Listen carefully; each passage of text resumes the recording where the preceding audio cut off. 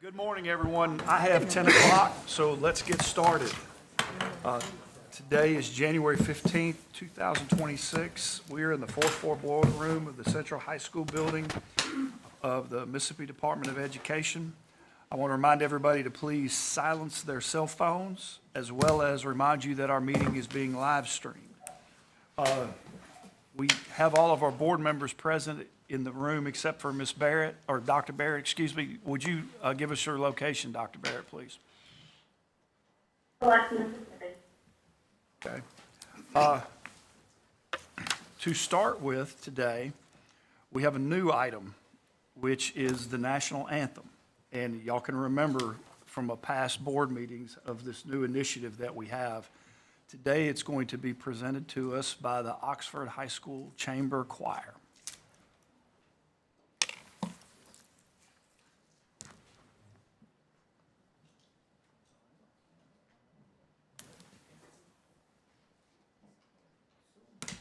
Yes. Yes.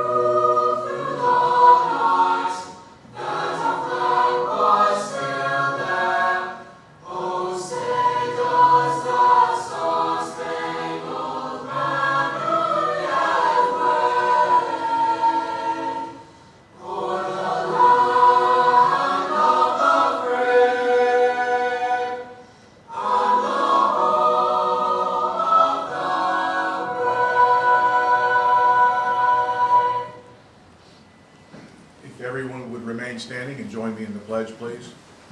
I pledge allegiance to the flag of the United States of America and to the republic for which it stands, one nation, under God, indivisible, with liberty and justice for all. Let us pray. Our Heavenly Father, we thank you for this day and the many blessings you bestow on each of us. Please give us wisdom and guidance, especially on this day as this board discusses and makes decisions on issues of deep importance to education of the children of our state. We ask the same wisdom and guidance this morning for House legislators who are voting this morning on a measure that will deeply impact the future of education in Mississippi. We pray for wisdom, not politics. To that, we lift up the teachers and administrators across Mississippi who guide our children each day for the work they do and the inspiration they bring. We thank you for their dedication and enthusiasm. In Jesus' name we pray. Amen. Amen.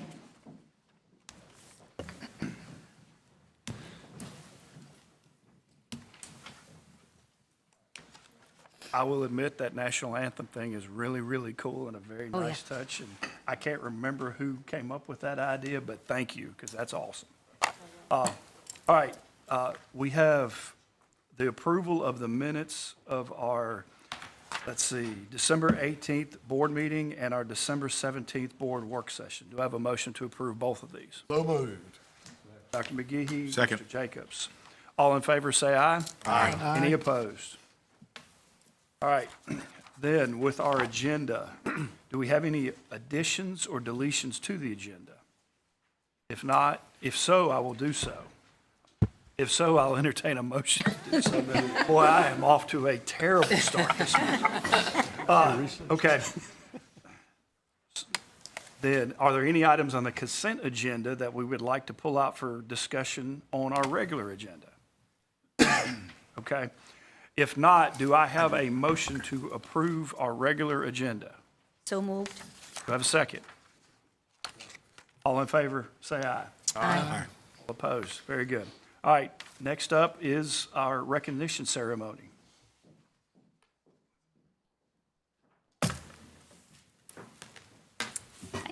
Good morning, Mr. Miller, Dr. Evans, and State Board members. It is my honor to present the State Board recognition for the month of January. Today, we are recognizing the 2025 Mississippi History of Teacher of the Year, Cressa Reed. Ms. Reed, please join Mr. Miller and Dr. Evans at the front of the boardroom.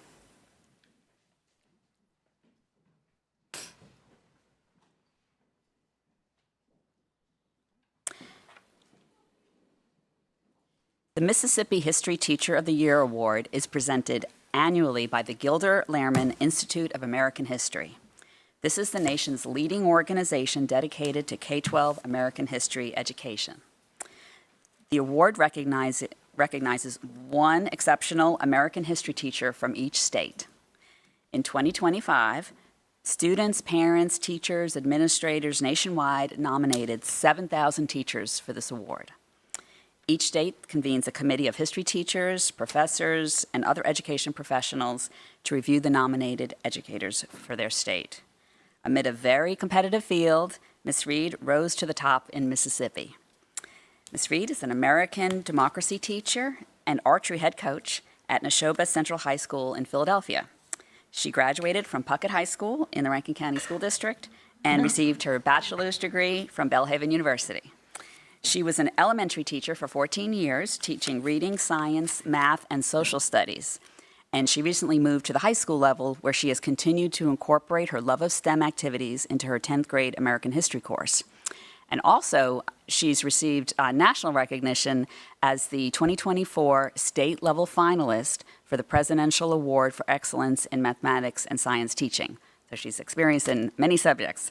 So Ms. Reed's recognition as Mississippi's History Teacher of the Year by the Gilder Lehrman Institute of American History reflects the incredible advances in history education in our state. Ms. Reed, you're welcome to make remarks at this time. Well, thank you so much, because wow, that makes it sound great. But if y'all remember me, I was here about a year and a half ago. Kind of, maybe, okay. But we had about 6 people on stage then, so it felt wonderful to be with my peers, and it's just me today, so it's kind of awkward. But I work at one of the best districts around, Neshoba Central. They're rising every day, and besides me working at Dairy Queen and getting to eat ice cream every day, it's been one of the best places I've ever worked. So Neshoba Central is an awesome place. I have my superintendent here today, and then my principal. So they are here supporting me, and then of course I have my reason for education is my daughter, Kaylin is here, and then the reason I continue to work really hard and inspire kids is because of my husband, because he did not like teachers, and I try to be the teacher that he would have loved to have. So I hope he would have loved to have me. I hope I could keep kids in school every day, especially now that I moved to the high school. Thank you for hiring me as a archery head coach. I love it. I started it at Neshoba Central about 7 years ago in the elementary, and then we moved up to the high school level, so we'll see how well we do this year. But my love of STEM I brought with me to the high school level. And even though we're supposed to be teaching history, I feel like history is STEM history. So I call my classroom steampunk history. So when we're learning about subjects, we're going to create and make history. So with our first thing that we did last semester is, of course, we introduced westward expansion. And so with that, we decided to make the covered wagons, and we went outside and we raced to gain our territory in Oklahoma, and everybody ran with their wagon. They had to make sure they could carry their beans, and we ran out there. And they pulled up their flag and they stuck their flag in there to collect their area. And of course, the one I won for the Gilman Institute was we decided to do tenement buildings. If y'all don't know what tenement buildings are, I was very happy that some of my kids who went into U.S. history this semester, they're like, oh my gosh, Ms. Reed, of all this stuff, I remember tenements. Well, yay. So the tenement buildings, we did Jacob Reese's, He went out and took photographs of the early people that came to America, the immigrants that worked in factories, and so they built these little tenement houses that were not very good. They were basically poor housing. They didn't have light in them, of course, and people would cram themselves in there and then go to work for their 12 to 14-hour shifts, and sometimes even longer. So with STEM, we used note cards to recreate what they looked at and reviewed with Jacob Reese's material. And so they had to recreate it. They actually added things that were trash, like the people would see. They had some babies playing in fecal matter outside. I mean, they made them, they were terrible, which of course they were supposed to be. So we also have done engineering when we did our transportation and industrial revolution. We created steam engines with a boat. So we used aluminum cans and we cut them and we used straws and we made it and used hot glue so that the boat would float, and we would put a little candle in there, a birthday candle, I just melted it and stuck it on there. And the steam engine actually would pull in the water and heat it up, the air, and it would come back out. And so we created steam engines in history too. So I'm very excited about teaching history. I love to bring my science and reading into it. We also do writing in the morning time, and we make sure our bell ringers are completely with what the standards need to be for when they have to pass their English 2 test with writing. So we try to help every teacher we possibly can by incorporating that with what I do too. Yeah, okay. Thank you. Everyone see us from here. Great program. Thank you. Thank you. Thank you.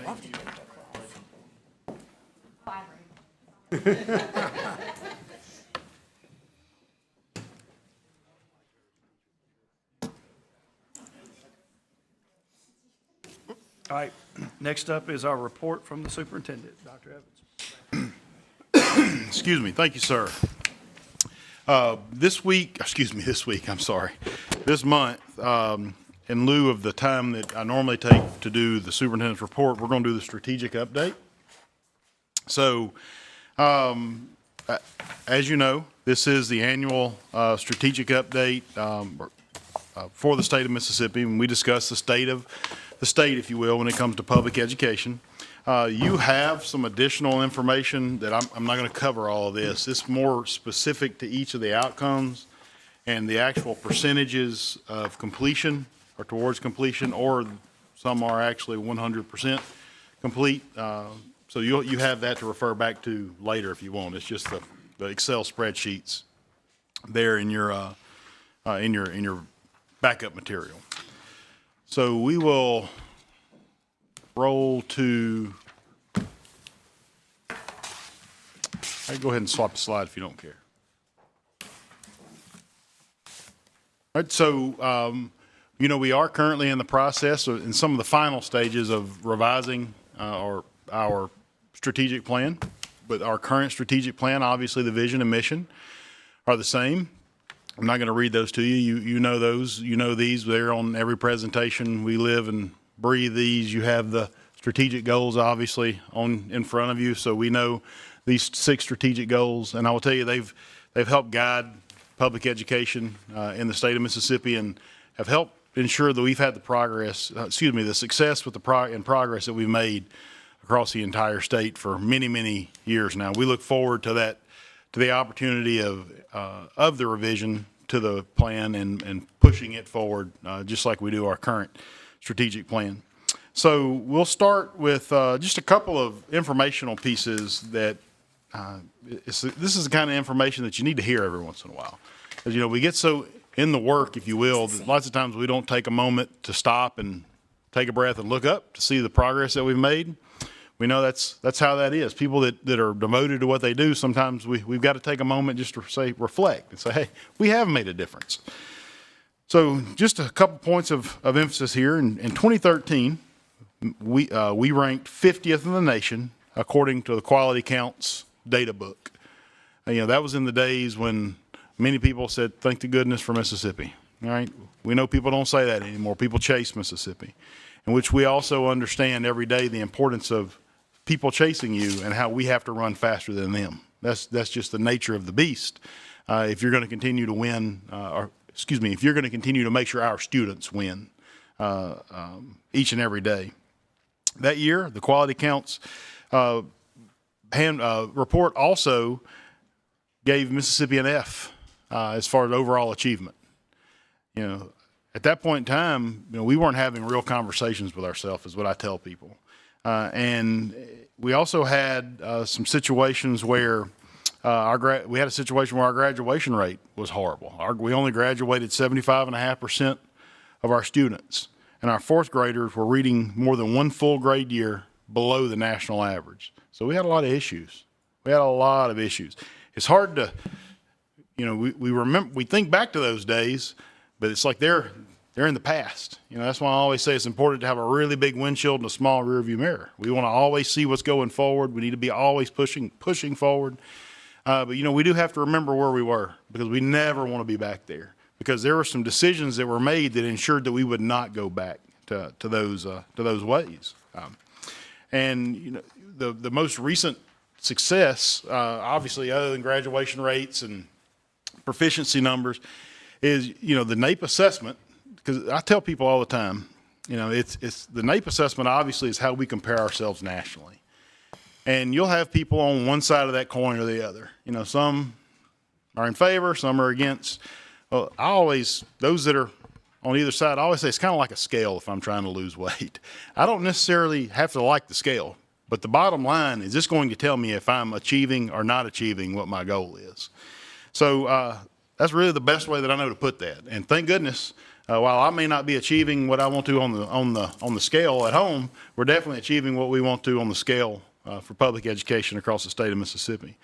But the thing is we all know that in order to keep building on these gains, we need to continue our coordinated efforts that include effective and successful implementation of legislation, strong policy, strategic planning, and most importantly, the hard work and commitment of our teachers and districts. I saw something a couple of days ago or a week ago that attributed all of the success for public education in Mississippi to the policy that was put into place years ago. While I agree that policy is important, but I have never seen a piece of policy go into a classroom and teach a student. As my grandfather used to say, where the rubber meets the road and the teacher, he or she shuts the door, that's where it all happens. Policymakers help create a situation in which we drive funding, we drive decision making, but it is the teachers and the students and the administrators and the communities, the school districts, and our state that make the difference. We're just lucky to be part of it at the agency. So I wanted to state that, because it's very important that we never lose track, we never lose sight of where it all happens. It happens in those classrooms with those teachers. I will tell you, in the last several months, I feel as though my personality is a go fast personality. And it's one of those things to where it should have been done like yesterday. I feel like we've made a lot of strides, a lot of gains very quickly. And I will tell you, that can be attributed to the hard work of the people in this department and everyone being on the same page and everyone pushing forward. And also the relationships that we have with school districts and administrators and teachers across the state, because they obviously, I say this all the time, we exist to serve them. And our success depends on their willingness to work with us in order to be successful across the entire state. We're relevant because they want to work with the department for us to move initiatives forward. Some of these initiatives that were launched just in the 24-25 year are the Office of School and District Transformation. And we know they oversee districts under state control as well as provide systems of support for our low-performing schools. Basically, school improvement, it resides in that office as well. We've been able to streamline many processes, and I think that, I know that we'll see the fruits of that labor very soon.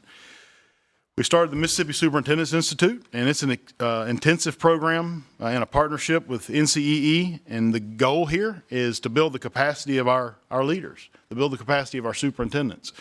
But one of the things I realized quickly from being in a district is we have lots of principal training programming, lots of programming for principals training across the state. We have lots for teachers, but there was none for superintendents for the most part. There was a couple, but like not to the extent to which we had a desire to create. And we wanted to make a very sustainable impact on our leaders, because the thing is superintendents today, you know, back in the day, if you will, I'm old enough to say that now. When I was coming through, lots of times superintendents had gained all this experience before they got to the point of becoming a superintendent. Like you had been a teacher, maybe a teacher coach, assistant principal somewhere, maybe an elementary principal and a high school principal before you ever got there. And now, just by the virtue of, you know, attrition and how fast the world works today, we have some of our superintendents that hadn't had the opportunity to have that experience. We all know the importance of experience. We know the importance of working with really good people before we go into those leadership roles. So our goal is to make sure that we equip our superintendents, because in the end, I tell people all the time, if the leader of the organization wants it to happen, it happens. That's the bottom line. I don't care if it's a public school system. I don't care if it's a private business, whatever might be the case. If the leader of that organization wants it to happen, it happens. We have to equip our leaders with the information so that the decisions that he or she is making to guide that school district help move the needle and do what's best for the students of Mississippi. So that was the idea behind why we worked to create this training. And it does have a national influence, but also is Mississippi specific. That was a requirement of the development of the training. So we're very proud of that. We currently have 2 cohorts.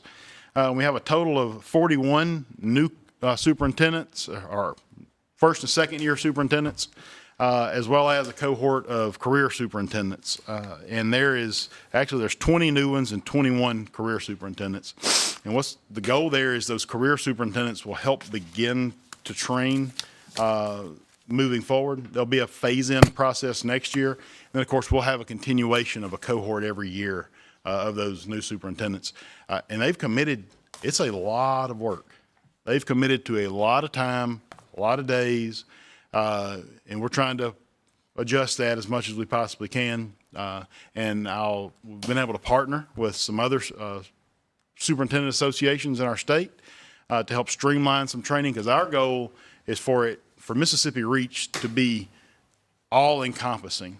Mississippi as a state, we have to all be on the same page, and everybody speaking the same language, people hearing the same thing, and that's very, very important. Another initiative that we're very excited about is our Mississippi Reach program. So in the fall of, actually last session, we know we have a teacher shortage in our state. And I'm the type person that when we have an issue, we got to find ways to correct it. And we have to be very comfortable with being very uncomfortable in our approach to fix things, because the way we had been doing it wasn't necessarily working. So we have to have a way to stem or slow that the rush of the need for not having teachers in classrooms. So what we did in collaboration with MPB is we received a $2.2 million legislative appropriation to open the REACH program. And we did not get those funds because we know how the session was. They had to come back to finish the session last year. Completely, this is attributed to the leadership here and all the people that took part and the work of MPB. We literally got that thing up and running before at the beginning of the school year. Now we were limping, like we were running on like 3 tires, right? But it was up and running because that was the goal. We were going to get it up and running because we had to get all the stuff ordered, get it in, get the teachers where they needed to be. So it was a great start, a smooth start, but it was rough getting there. So currently, we have 10 districts that are participating, over 500 students, and we'll begin teaching CTE courses through that platform with the upcoming school year. Career exposure courses, looking at ways that we can maybe deliver financial literacy through it. We use a technology called eGlass.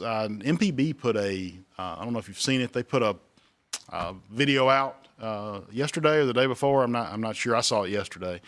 It was very informative. So I'd encourage you to go to their YouTube channel and look at it.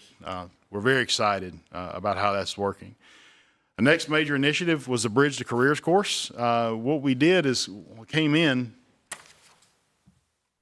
I have a real issue. I think it's a travesty that we would have students that would start with us in pre-K, go all the way through and graduate, and maybe not be successful on one of our end-of-course assessments. And us slap them on the shoulder and say, you've been here since pre-K, good luck in life, you don't have a high school diploma. I'm sorry, that's a horrible return on investment. So what we did is we created a course, and the course obviously is not geared up around the academic area, the content area that you didn't pass. It's geared up around getting you ready to go into the workforce.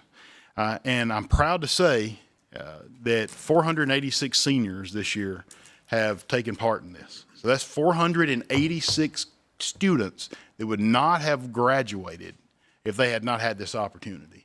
And understand, there's rigorous expectations to to have the opportunity to participate. This isn't just a we take all process. So and those requirements even go back and start in the 11th grade. So it's designed for that student who truly just he or she needed, they just needed that help in the end. So that's 486 lives that were changed and now have a high school diploma. Let me make sure I covered all those. The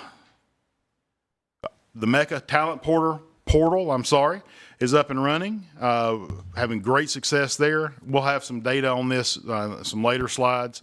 The new teachmississippi.org website is those numbers, that usage has exploded. There's literally a survey, I'm calling a survey, a test, whatever you want to refer to it as, that a potential educator they just go to the website and you answer the questions. It's like you see these type assessment or these type questionnaires on websites all the time. So you put in the information and it guides you to where you need to go in order for you to get certified as an educator.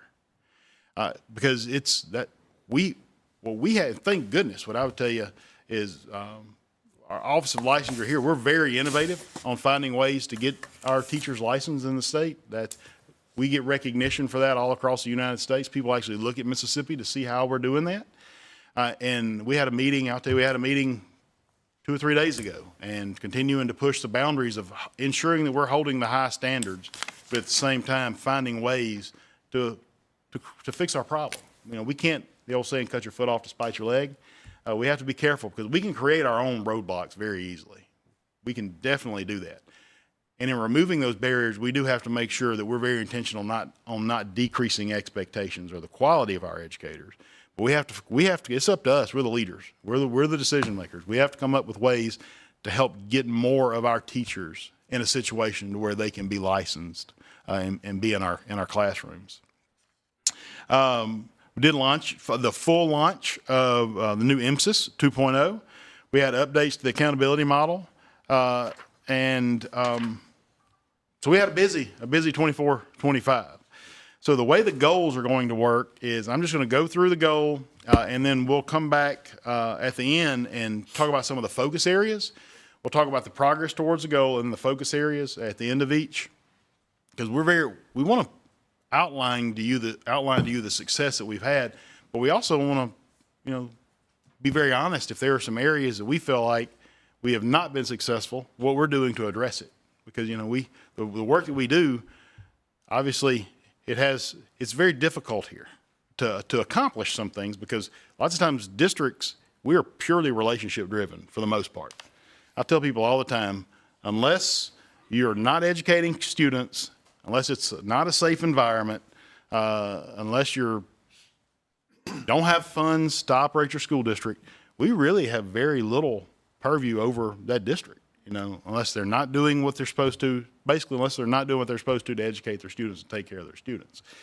So, but again, that relationship we have is pivotal. We've had great success. So the first slide you'll see here, the outcome is to increase the percentage of students who pass the 3rd grade reading assessment in the first administration in each subgroup. What you'll see is we did break our previous record that we had here with 3rd graders in their first attempt. We had 77.3% of our 3rd graders that passed the 3rd grade gate. I still refer to it as the 3rd grade gate on their first assessment. So that is to be applauded. And that's again, all this is attributed back to the classroom, teachers, and the school districts and the work that they do. Next, the next slide focuses on outcomes 2 and 3, and those outcomes are to increase the percentage of students scoring proficient, which we know are levels 4 and above, proficient and advanced, and decrease students scoring levels 1 and 3 on statewide assessments in grades 3 through 8, as well as high school into course in each subgroup. And that slide, you can see it, basically it's just overall since 19 to 25, the increases in proficiency levels across our state.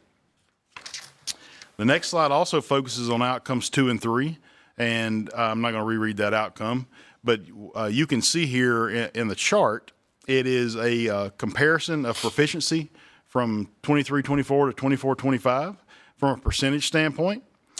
Some of those are mixed. We do know last year was overall for the entire state, we were down a couple of ticks. We were very honest with ourselves about that, and we've addressed all of those issues across the state. And we don't anticipate being down a couple ticks anymore. But I do want to also be sure to state that just please remember, and we'll talk about this at the very end, we did increase accountability standards in our state. So at a time when a lot of states have stayed still, if you will, or stayed stagnant with it, or even in some cases gone backwards, we're doubling down and moving forward. We're getting a lot of attention for that. There's a lot of other states very complimentary, lawmakers very complimentary. It's one of those things. I just tell them, we're Mississippians. We're tough. We're tough people. So you put goals in front of us, and we're going to achieve them. We're going to do what's best for our people because we're geared up around making sure Mississippi's successful no matter what. Some of those, we know some of those declines were actually in literacy, for example, but they did offset with some of the other areas. For example, the grades and subjects that saw the greatest drops this previous year were math in grades 5 and 8 and ELA in grades 3 and 4. But something that's very important to note is they were the greatest gainers the year before. So it's like this dance we have to dance each year. The next slide is focused on outcome 4, which is to increase the percentage of students demonstrating growth on statewide assessments for each subgroup. Our growth results did increase in ELA and math, in ELA, but we did see a decrease in mathematics. We did predict this simply because of just the sheer amount of growth that we experienced coming out of the pandemic. We had several years when that growth was just, obviously it was through the roof, and we know why. We were educating students to the best of our ability, but we know that we didn't have, it was difficult, right, coming through the pandemic and then coming out of the pandemic. So one of the reasons I feel as though we were so far ahead is in Mississippi, we did everything we could to get back in school in person very quickly. And I applaud that. Because it was for many, many, many reasons. So focus areas for goal 1. They're based on the individual areas. So literacy being the first. We did increase our literacy coaching staff from 57 to 81. We'll be at that capacity of 81 in the upcoming year, 26-27. And obviously, what our literacy coaches do. We build the capacity of teachers in the classroom. We did increase our ESSEP coaching staff. These are literacy coaches that work specifically with our special education teachers, which is very, very important. I'll say those two groups of coaches are completely aligned now. Where they were somewhat aligned, they weren't aligned to the degree in which we wanted them to be. So we're all completely speaking the same language now. And additionally, we offered level 2 of the Mississippi Science and Reading courses for our EL learners, teachers for our EL students, as well as our dyslexia specialists. So from a literacy standpoint, those are the focus areas. From a math standpoint, I will say just one other thing. We are pushing for the adolescent literacy piece that's for grades 4 through 8. That's not on here, but that's moving forward. Didn't put that here because obviously we've got some legislation that we have to get passed because we have to be able to pay for that work. But and the same is for math because we have that over there as well with numeracy. And the 2 math pieces, as far as the focus areas moving forward that we know we need to improve on, we are working to provide math instructional coaching support in grades 2 through 6, which is also the focus grades for the math initiative that we have moving forward, as well as strengthening the instructional leadership piece through administrative training. It's very important that as administrators, when they evaluate teachers, that they're not just going in and just superficially evaluating teachers on, obviously it's important to determine if the students are attentive and if the behavior is where it should be. But that has to be in combination with the instructional piece and making sure that we are teaching the standards and making sure that we are formatively assessing our students to make sure that they are getting the content. And it's not a stand and deliver process. It's a making sure that the students are acquiring the information as we go. And it's important to us that we help our administrators understand how to do that. And we understand that we needed to increase that, and those are the two areas from a math standpoint that we're pushing forward with. So that was goal one. You stop me anytime if you have any questions. So I'm just going to assume you don't unless you stop me. All right. So goal two is students graduate from high school and are ready for career and colleges. Excuse me, college and career. I apologize. The first slide in this looks at the graduation rate. We know that we have outpaced the nation's graduation rate for quite some time now. Really since 2020, I believe, is when we started outpacing, if I'm looking at that right. We started outpacing the nation. We are currently at, remember, we were at 75.5% in 2013. We are now at 89.2% for the 24 academic year. In February, we'll bring before you the 25 academic year graduation rates. And I think you'll be very pleased with them as well. So it has, I'll tell you, this is attributed obviously to the work of the department, but the graduation rate and dropout rates, that's the teachers in the classroom. That's making sure that students are at school every day. That making sure that students get what they need to be successful, not just in the classroom, but in life, making sure their needs are met. So all of those things are so important to make sure our students graduate and don't drop out. And we address our students' needs on an individual basis in the state of Mississippi. We have to, because, not everyone's starting line is at the same place. That's what I tell people all the time. So different people require different levels of support. And we just need to make sure that we're giving all of our students everything that they need to be successful. That dropout rate, again, it is still at 8.5% like it was last year.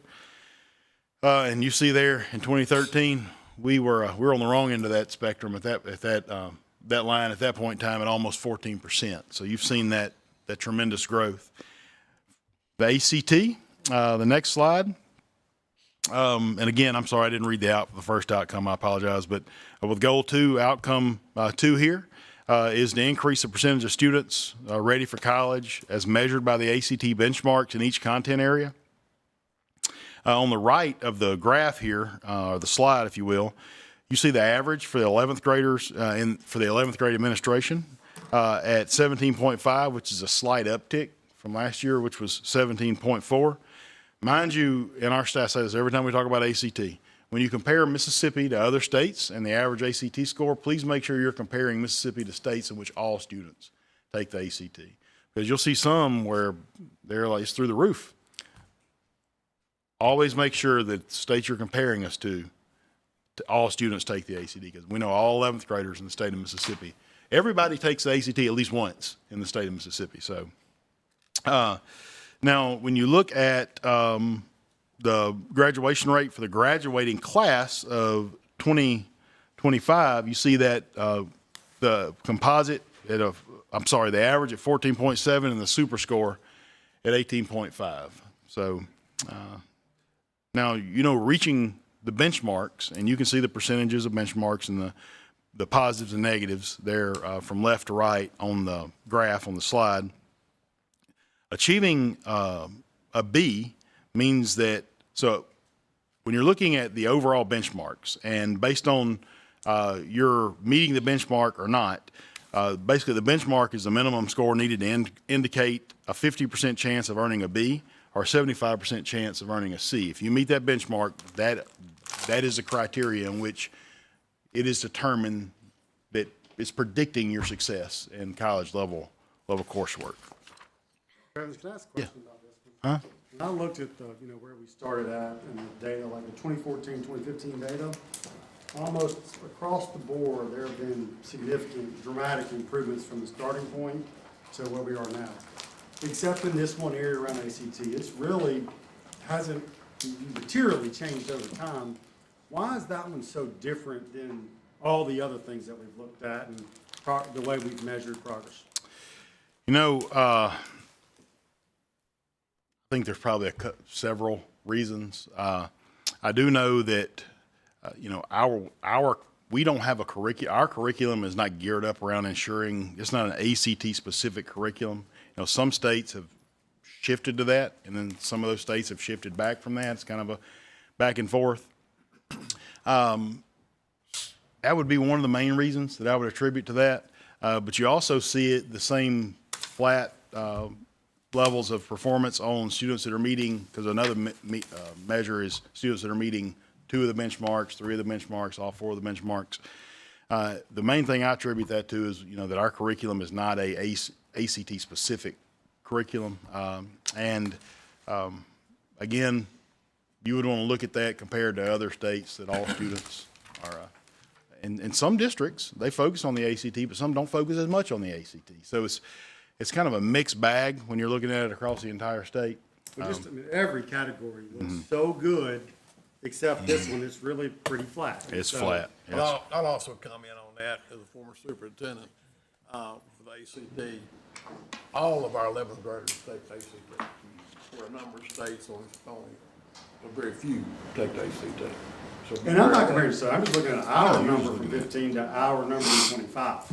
And the not being as much success by that, if you, using that metric compared to everything else, and how good the outcome has been, how much progress we've made. So it was just an outlier that sort of stood out when I was looking at the numbers. Okay.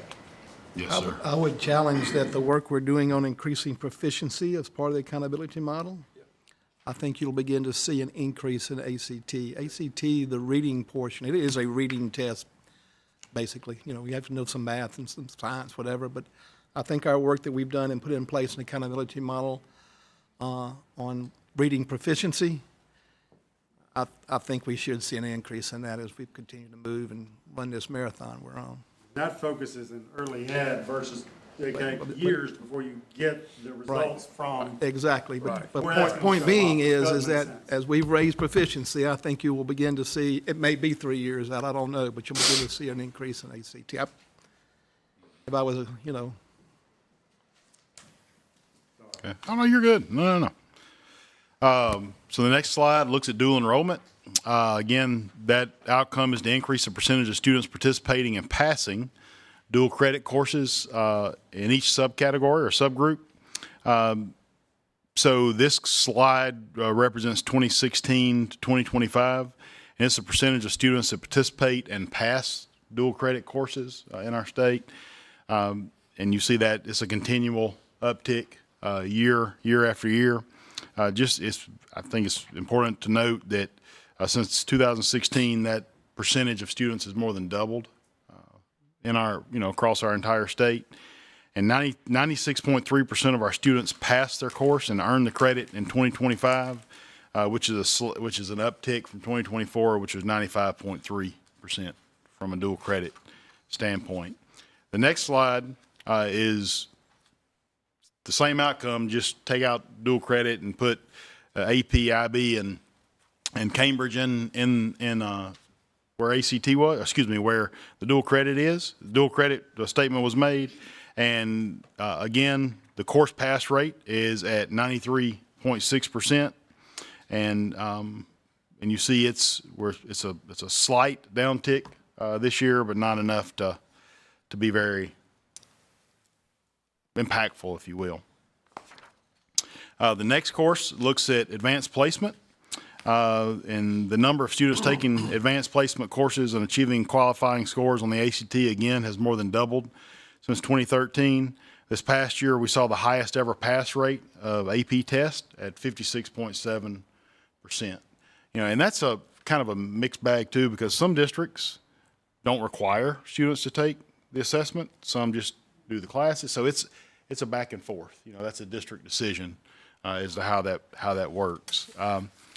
But, you know, when you're comparing 13 to 15, I mean, you can just see in 2013, there were 2,437 qualifying scores versus currently in 25, 9,155.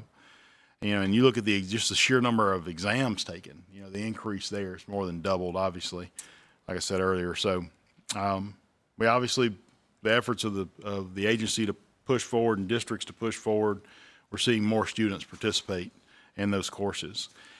Outcome 5 looks at work keys, and of course that's tied back to students being career ready. And you've seen since 2021, 2022, which was the first year that districts were funded, this was funded for districts.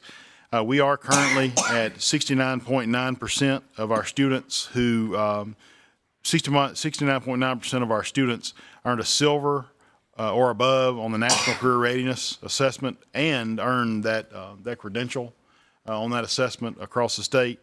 Just a number as far as so you can really see what that impact is. Excuse me.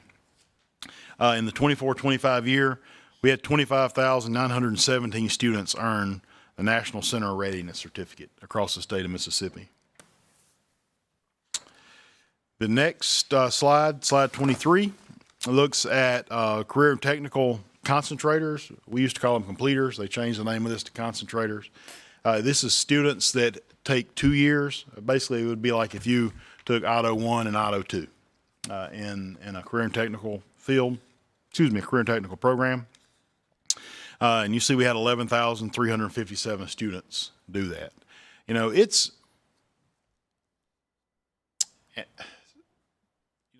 depends on the conversation and who you're talking to when you talk about career and technical education as to where they stand on this. But, you know, the goal is to make sure that the student knows what he or she wants to do when they leave high school. That's the goal. But That's what they don't. right. Yes, sir. Yes, sir. And luckily, my daughter was able to figure that out, that part of it. So that's an interesting story for later on. But the thing is we have to remember we're still dealing with high school students. We're still dealing with 17, maybe 18-year-old students. So we have to understand that career and technical education is not just meant for that student to sell out, know exactly what they're going to do, and leave high school and set the world on fire and never change their mind. Some of that happens, and I'm all about that. I'm all in favor of that. But we also have to remember that we're trying to show kids the options. We're trying to help them broaden their perspective of the world, or, you know, open their eyes to it. So that's why it's great when you see these 2-year completers. We get high marks for that. That's wonderful. But it's not bad if a student takes the first year of a program and is like, that is absolutely not for me. I do not want to do that. And they may go from auto to health to allied health, right? And I know that's exactly. yeah. There we go. Yes, sir. So it's an important measure, but it's also not the end all be all, because the end all be all is you graduate and you're an active, productive member of society. That's the end all be all. You're a great employee, you're a great mom, great dad, great spouse, you know, great Mississippian. That's what we're trying to create. So again, you're kind of on both sides of that. I'll quit chasing that rabbit. People can be on both sides of that coin with career and technical education. So some of the focus areas for Goal 2, from a career readiness standpoint, again, we did implement the Bridge to Careers course. You know, that's in the second semester of a student's senior year. We did integrating career pathways with high quality instructional materials. So basically, the CTE department took the HQIMs, pulled out the pieces that are intertwined into the career readiness piece, kind of speaking broadly, and then we've created a crosswalk for teachers so that they understand how to use that now. So it's basically taking what we already are doing and helping pull out and identify the areas that the teachers can use to focus, on that relates back to career readiness. The implementation of a comprehensive K-12 workforce development plan, as well as working on designing and launching the statewide workforce career pathways dashboard. So the next one looks at advanced coursework, and 3 focus areas here, guide for districts using the procedurals manual for Mississippi Dual Enrollment and accelerated programs to ensure students have high-value post-secondary credentials, making sure that, you know, we are aligning our course offerings with the universities, and that's aligned with the career fields. It's very important that a student that he or she doesn't just in high school go take a whole bunch of dual enrollment courses. Because the thing is if they're not, or AP courses, they need to take the dual enrollment or AP courses that are aligned with what they think they want to do. Because it's great if you take a very high level, say math course, in high school as a dual credit or AP course. But when you get to college, you really had rather hope, you would hope that would have been aligned with their career field and it's not just a math elective. You know, you would hope that would be actually applying towards their degree, which it applies towards their degree as an elective. But if I'm making sense, we need to make sure we're advising our students that they're taking the courses that push them forward, help their situation, you know, when they leave high school. There is also a risk, because I've been through this, that you get too many credit hours that way, you become ineligible for freshman scholarships. And there's a downside by just loading them up to drive GPAs and things like that. There's a downside to it if you go too far. I felt the weight of that with one of my kids. So it does when you're not considered a freshman and you're a freshman, the scholarship thing does hurt. That's for sure. It cuts down that number. Yes, sir.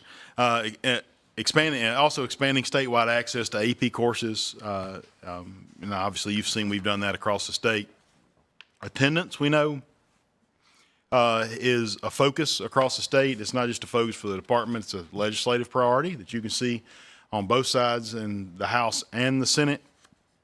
What we're doing is working to enhance early identification processes. We've revamped that office, rebranded that office, and have a request over the legislature now for some funding to add SAOs, put training models in place for our SAOs.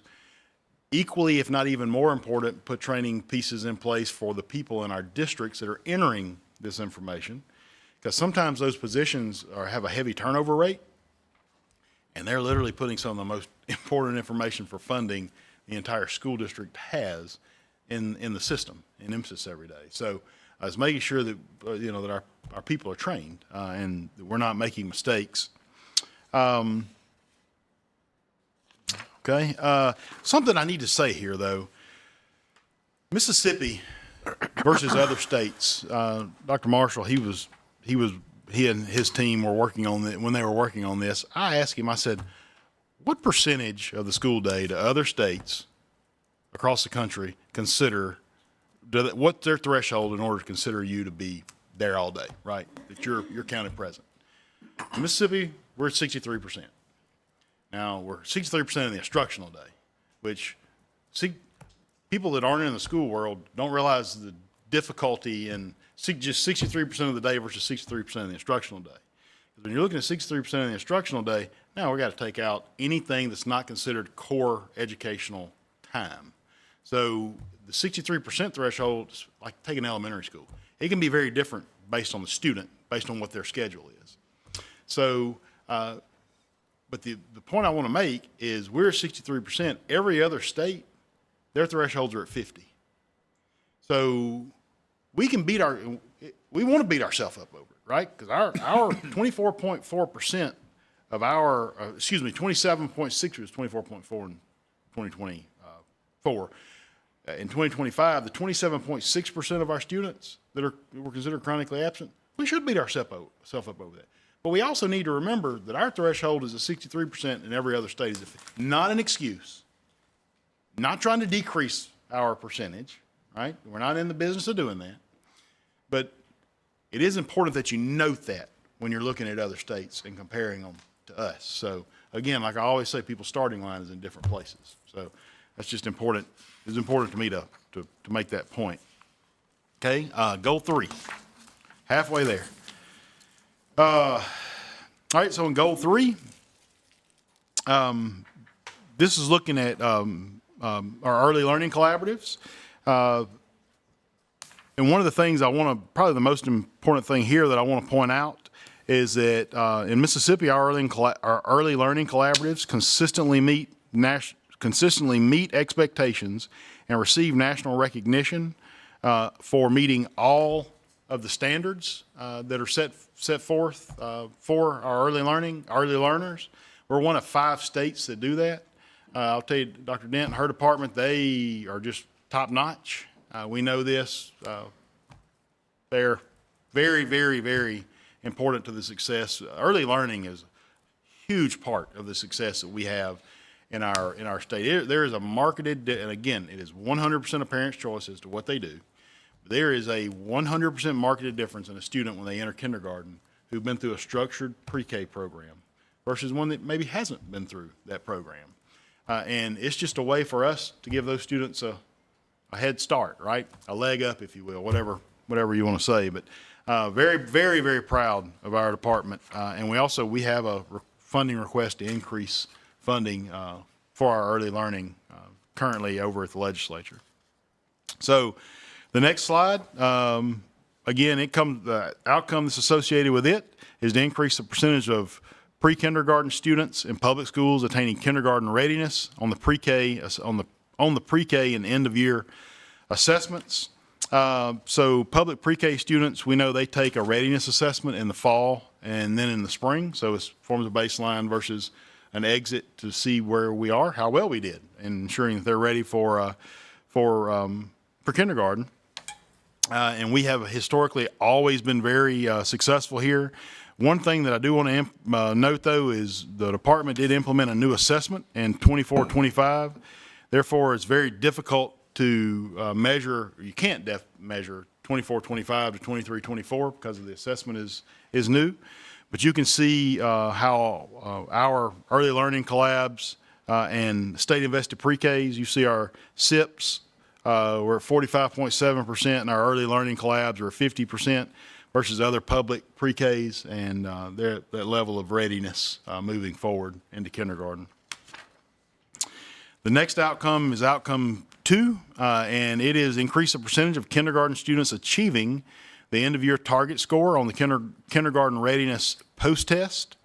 Again, we do have was the first year of a new administration, so they're not comparable.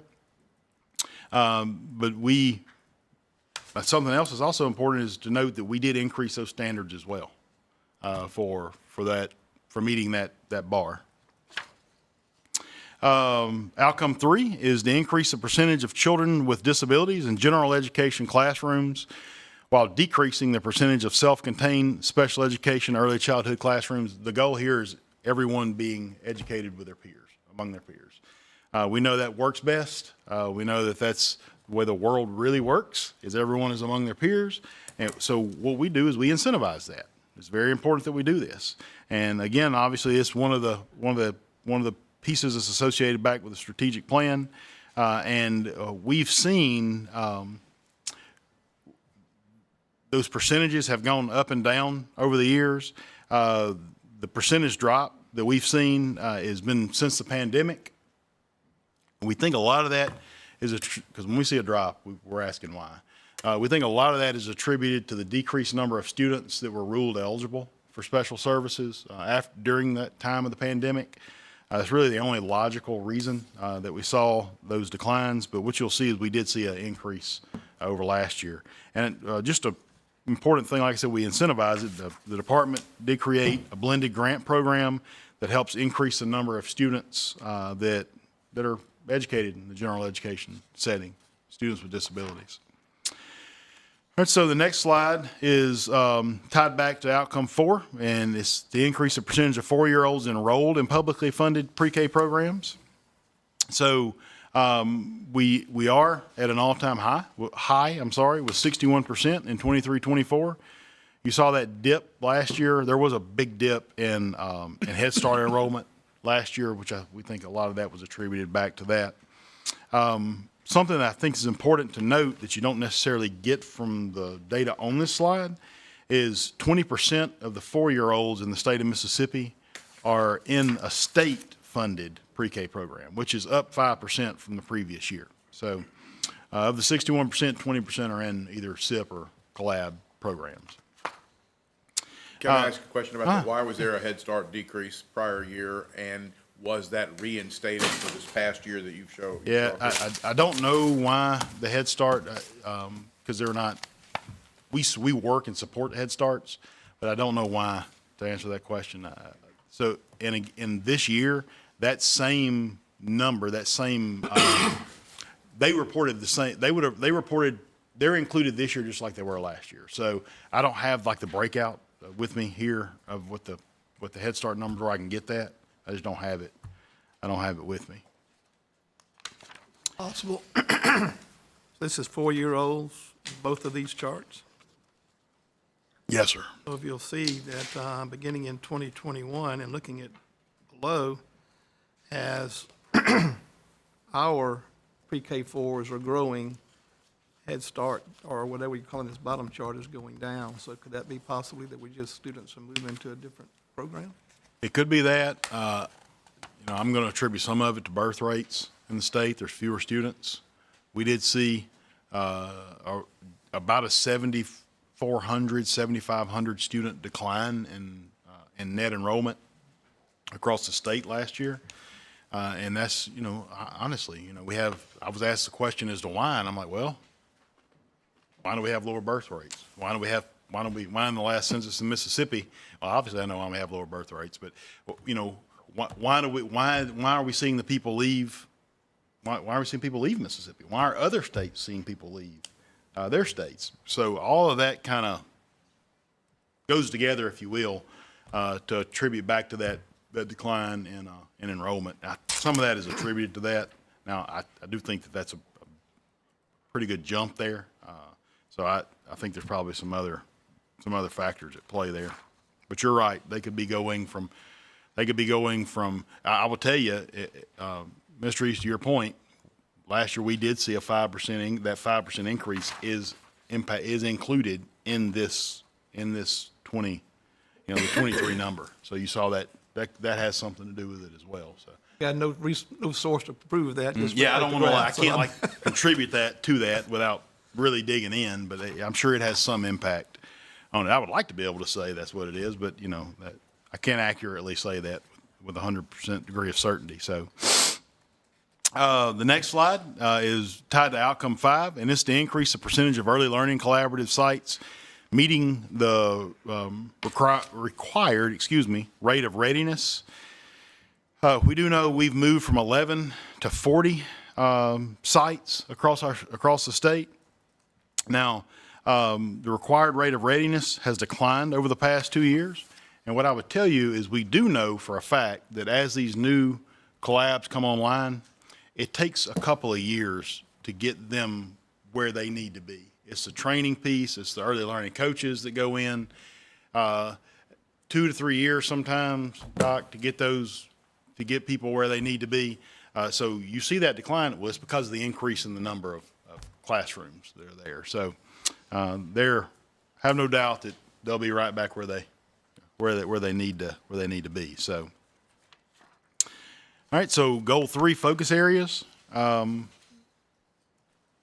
first slide here, coaching and training for our early learning providers. That's one of the focused areas. Increasing that, to ensure that we're pushing or promoting, if you will, the Mississippi Beginnings curriculum to our providers, as well as looking at using child care development block grants to support MDE's blended pre-K programs, again, to increase the number of students with disabilities in those pre-K classrooms. In that general ed with those pre-K students, it's very, very, very important. That's why we actually have the grants that are associated back with it. Goal 4. Students, schools have effective teachers and leaders. So this first slide has a lot of information on it, and I'm just going to read some points out to you so that you have just some of the data points that I think are most notable for you. So on outcome 1, it shows, again, this year, 100% of our districts still are reporting their professional growth system ratings. PGS is what we call it. Their PGS ratings for teachers and leaders. On outcome 2 there, It relates back to the required assessments for pre-service teachers getting licensed. We are at 70.7% there. On outcome 3, it shows some positive movement since last year in the growth of the percentage of licensed diverse teachers and leaders throughout the entire state. That has been a slow growth over the years, but we did see an uptick in this past year from 33.2 to 34%. And then outcomes 4 and 5, they're now captured in outcome 3. So the next slide, slide 39, it's not necessarily directly tied to an outcome, but it is, the information I think is very important because the funding that the call center receives. And also I think it's important that you see the expedience in which people get the services they need from the department.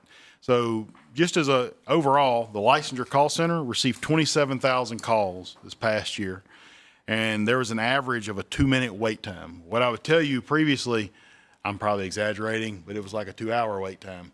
It depends on the day. I was trying to be nice. So it depended on the day of the week that you called, right? You didn't call on Mondays because everybody was calling on Mondays, but 2 minutes is very different than what it used to be. So the MECA licensing portal has supported 85,300 registered users, and the staff reviewed 85,000, basically 86,000 licensure applications, and we processed 15,000 licensures through automation. What I would tell you is now, literally, your license can be renewed, and you don't. It used to be you had to send the stuff in, and then you get it wrong, and then you resend it. You know how all that process used to be, those of you that are educators. Well, now, 15,000 were automatically renewed. You know, you got to obviously submit the information to prove what you've done, but if your professional development is logged in the system, it's much easier. So that is really sped things up. And the staff has maintained a 2-day average processing time for licensure applications. I will tell you that is, there are people used to be up here beating the doors down because they were looking for because of the time it took to get licensure. Licenses updated or issued. We don't have those problems anymore because of that team and the work that they've done to accomplish this. The MECA Professional Growth or PGS portal collected over 73,000 final observations, and more than 10,000 observations were completed in the system. So just some numbers for you to be able to see, actually, for the boots on the ground and how much those systems and programs are utilized. MTR, Mississippi Teacher in Residency, this current year is the first time that it's been legislatively appropriated. Previously, I believe the Kellogg Foundation had funded that work. It's on a reimbursement system, and MDE has awarded $2.9 million to 9 institutions to help pay for tuition for our educators to get them certified. Now, it is specific to certain areas, and it is to get endorsed in elementary and special education. So those are obviously 2 areas that we know are underserved areas. And just since its inception, MTR and the performance-based licensure program, there's been 421 candidates that have become resident teachers, and 211 candidates have become fully licensed. So that's just a little bit of the impact there. The next slide, again, is I think something that's very important for you to see. We did, like I said earlier, from a leadership standpoint, it was our goal to get back in the leadership development program here at the agency. So that team, our team, put together an initiative called Mississippi Leads. And again, I'm not going to reread the numbers, but we had a total of 41 new and career superintendents that are going through that program. We also use the Kellogg Foundation to fund other programs that are related back to OSL, or Orientation for School Leaders. That our team has designed, revised and designed new programs that we deploy through OSLs in our RESA groups. Have in the last year have added trainers to that and been very successful. Our goal is for there to be complete alignment from the superintendency all the way down to teacher leadership, because we have teachers They're great leaders, but they don't want to leave the classroom. So we need to feed their need as well, because we need them to be in the classroom. Okay, so the next slide relates back to the teachmississippi.org website. You can see, most important thing here is there's been more than 5,000 users that have taken that teacher pathway quiz. That's the quiz that I was talking about earlier that actually gives you a roadmap, if you will, for you to go get certified as an educator, because we know a lot of our educators come to us that are non-traditional, on a non-traditional path. So, all right. So goal 4, the focus areas in teaching and leading. Seek state board approval to revise the Mississippi Administrators PGS standards. Those were decreased some to make that more streamlined and efficient. Advance obviously the Mississippi Leads program. Continue to do a comprehensive policy review to make sure that our policies aren't impeding progress for the state. And then to ensure to continue to encourage and continue that support for MTR. In the upcoming session, we have a request over there in our budget for MTR as well, hoping to get it funded. The next are focus areas for school and district transformation. And basically it's to continue the work that we've been doing there, continue streamlining it, continue redefining what the leadership coaching model looks like, and how we better serve leaders. The thing that kills me is all too often the people that are making the decisions that impact the entire organization, we don't train them as well as we need to. We don't equip them with the knowledge that they need to be successful, because it's not just what you're taught in your program, your university programs, it's the experience. It's the people to come in and sit down and say, hey, look, I tried it that way and it didn't work. No, it might work for you, but let's try this way, right? It's very simple where the rubber meets the road. It's like the coaching model there's theory in it, but it's not all theory based, right? It has to be very practical. The next slide looks at the remote synchronous learning program. We refer to that as Mississippi Reach. Obviously, is to continue to provide, continue to have it funded to continue to add participants. I think this upcoming school year, I think that 500 will probably triple or quadruple. The great thing there is we're nimble enough that if a district calls us and says, hey, we lost our Algebra 1 teacher, we're fixing to find a way to get an Algebra 1 instruction in your classroom. They call Brian Marshall and he figures it out. Or they call me and I'm like, hang on, I got the guy. Let me get you his phone number. We'll get you set up, right? And the great thing is we've been able to help them buy the technology that goes in to get started. Now, we don't buy devices, but it's television, cameras, to help them get set up. We try to take away the reasons why they can't participate. So, all right, goal 5. We're almost through with the presentation. Goal 5. Communicate effectively the use of world-class data systems to improve student outcomes. On this slide, just a couple of notable pieces here. Under outcome 1, it shows that MSIS, the modernization, is 98% complete. I'll tell you, Mr. Kramer, when we look at it, the number of help tickets, the number of issues is tremendous. Tremendous is not a strong enough word. It has decreased, I'm going to use tremendous, but it's decreased tremendously as that modernization has continued. People have they've gone above and beyond in training districts. So as that training and people have become more accustomed to it, the issues have decreased tremendously. We're working through the issues because it went district, now agency. So we're navigating those heartburn pieces agency-wide. So next year I have no reason to think that we'll have any issues. I know John Kramer's over there with his fingers crossed like this. So actually he's not as fast as fingers crossed. He's sure that it's going to happen, and I'm with him. I'm sure that it is well. Outcome 2 basically just shows the volume of training with MDE staff to secure this data. And you can see those numbers. In the 24-25, there were 10,422 attendees at 73 trainings. So you can look, and you can continue to look at the amount of trainings across the board since 2021 school year. All right. Focus areas for goal 5 is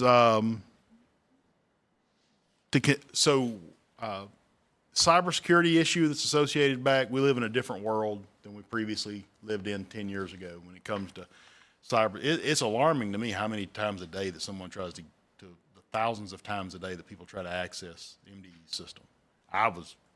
You hear that, but until somebody shows you that, I'm like, holy moly, this is real. This is really happening. You know, because of the information that we have and the potential that it has to be harmful to someone if that information got out. We're also looking at the continuation of the modernization in MSIS. Is we talked about this the other day. Is in the current work that we're doing on the strategic plan is, well, what data sources do we need? Are we looking? What data sources do we need to push our plan forward, and how do we need to build that in the system to start collecting it if we don't currently collect it? So we're having, conversations there. The next piece is to continue the work that we're doing with AI and find funding there, put some funding in place to continue that work for our teachers and districts. So goal 6, and that goal is that every school and district will receive a rating of C or higher. That outcome is the first outcome. The first slide is associated back with outcome 1 and 2, and that's to increase the growth of D and F districts and schools by improving a letter grade or increasing the number of points within the letter grade. Among districts and schools rated D or F in 2024, 60% of the districts and 54% of the schools either improved their grade in the accountability system or improved their accountability rating or their growth towards improving their accountability rating across the state. The next slide looks at outcomes 3 and 4, and it's increasing the growth of schools and districts in the district of transformation by improving a letter grade or, again, increasing the number of points within that letter grade. You can see the outcomes of our districts that are in district of transformation. The next slide is outcome 5 and 6, and it's to increase the percentage of schools that are rated C or higher.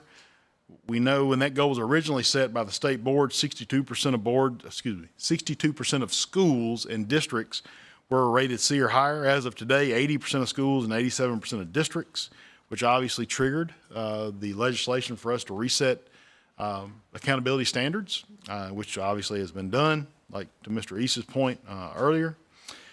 School districts will receive those ratings this year, this 2026 school year. So the current assessment year that we're in, those ratings will be based on those new cut scores. Focus areas here is to strengthen the interim superintendent leadership accountability. We have changed that evaluation system for our interim superintendents. I will tell you the level of support.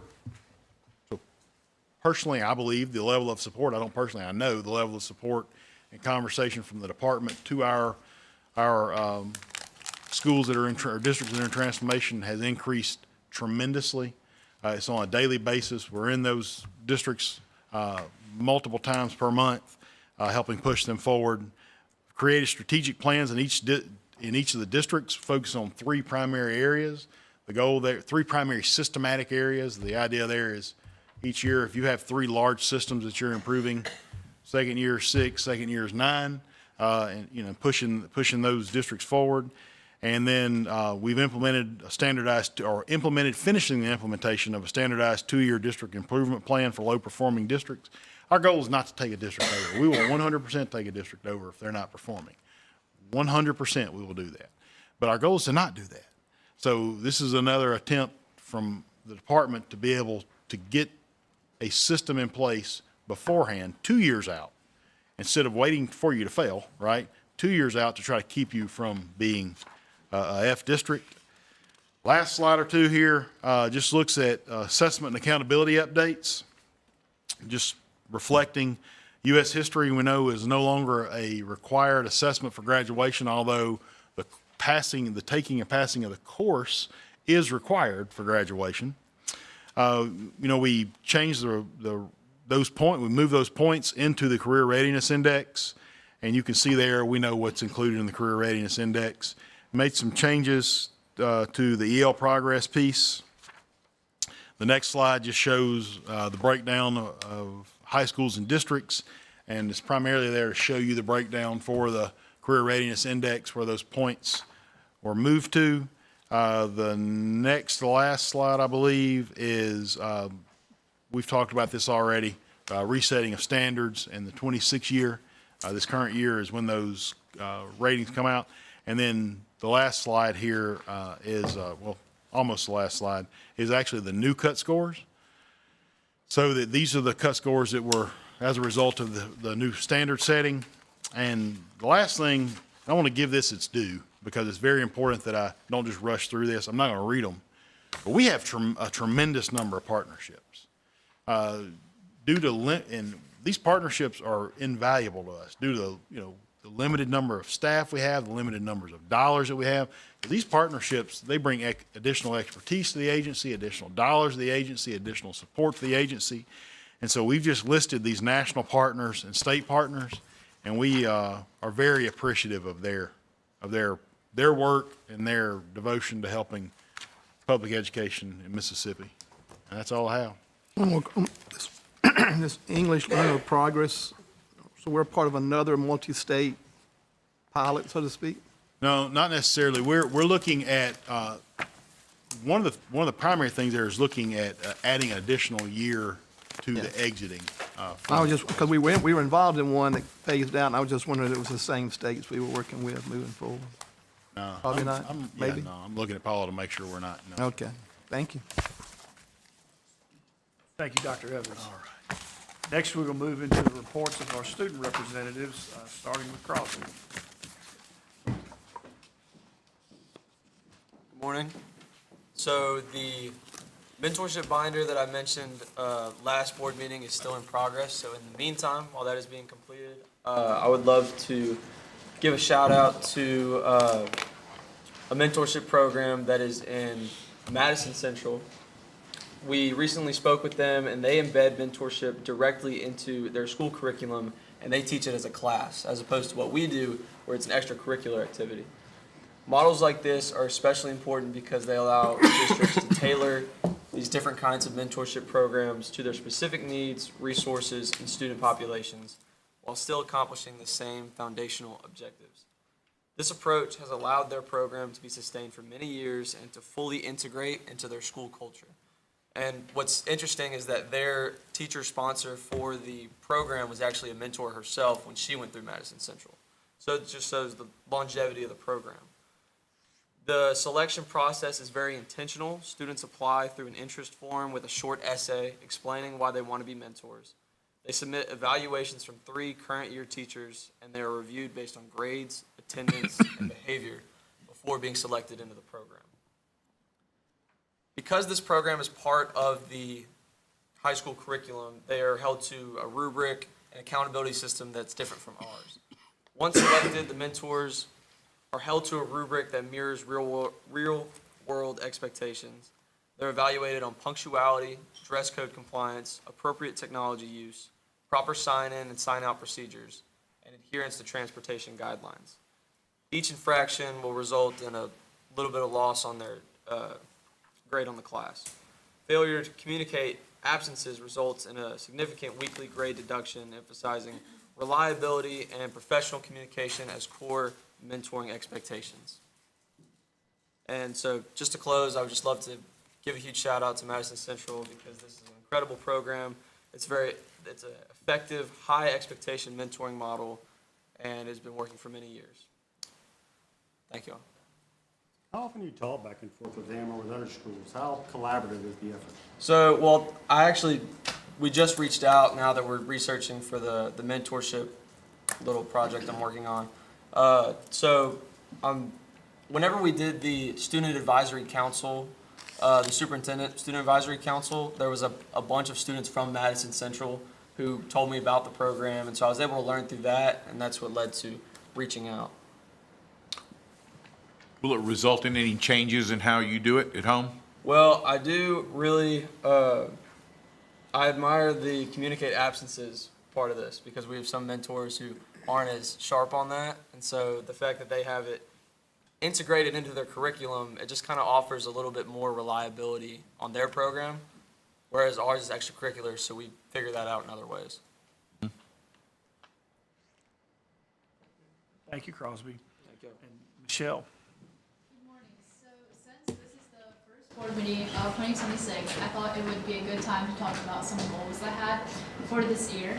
So one of my biggest goals for 2026 is to expand my Her STEM Journey initiative. So I haven't really talked about my initiative as much at these board meetings, but it's really important to me because it focuses on encouraging girls to get involved in STEM and then seeing what's possible for their futures. So this year I want to be more intentional about growing it in a few specific ways. So I plan to first interview more professors and teachers, specifically women working in STEM fields. In the past, I mainly focused on just women professors at USM. But this year I'd like to expand beyond that and connect with educators and even university students around the other universities in Mississippi and then maybe through online in other states as well. I think that just hearing a wider range of their experiences can help students understand that there's not just one path in STEM.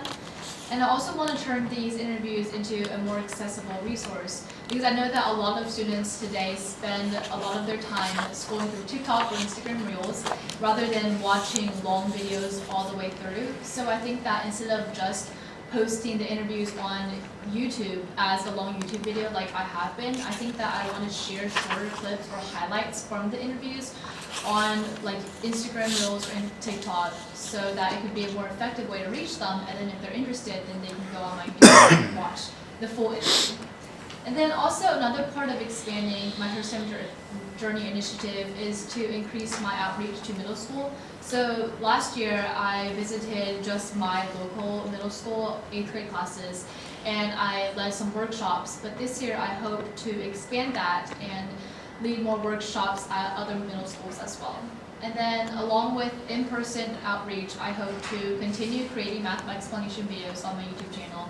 So in the past, I've always worked on explaining the American mathematics competition problems, but this year I hope to expand to other competitions as well.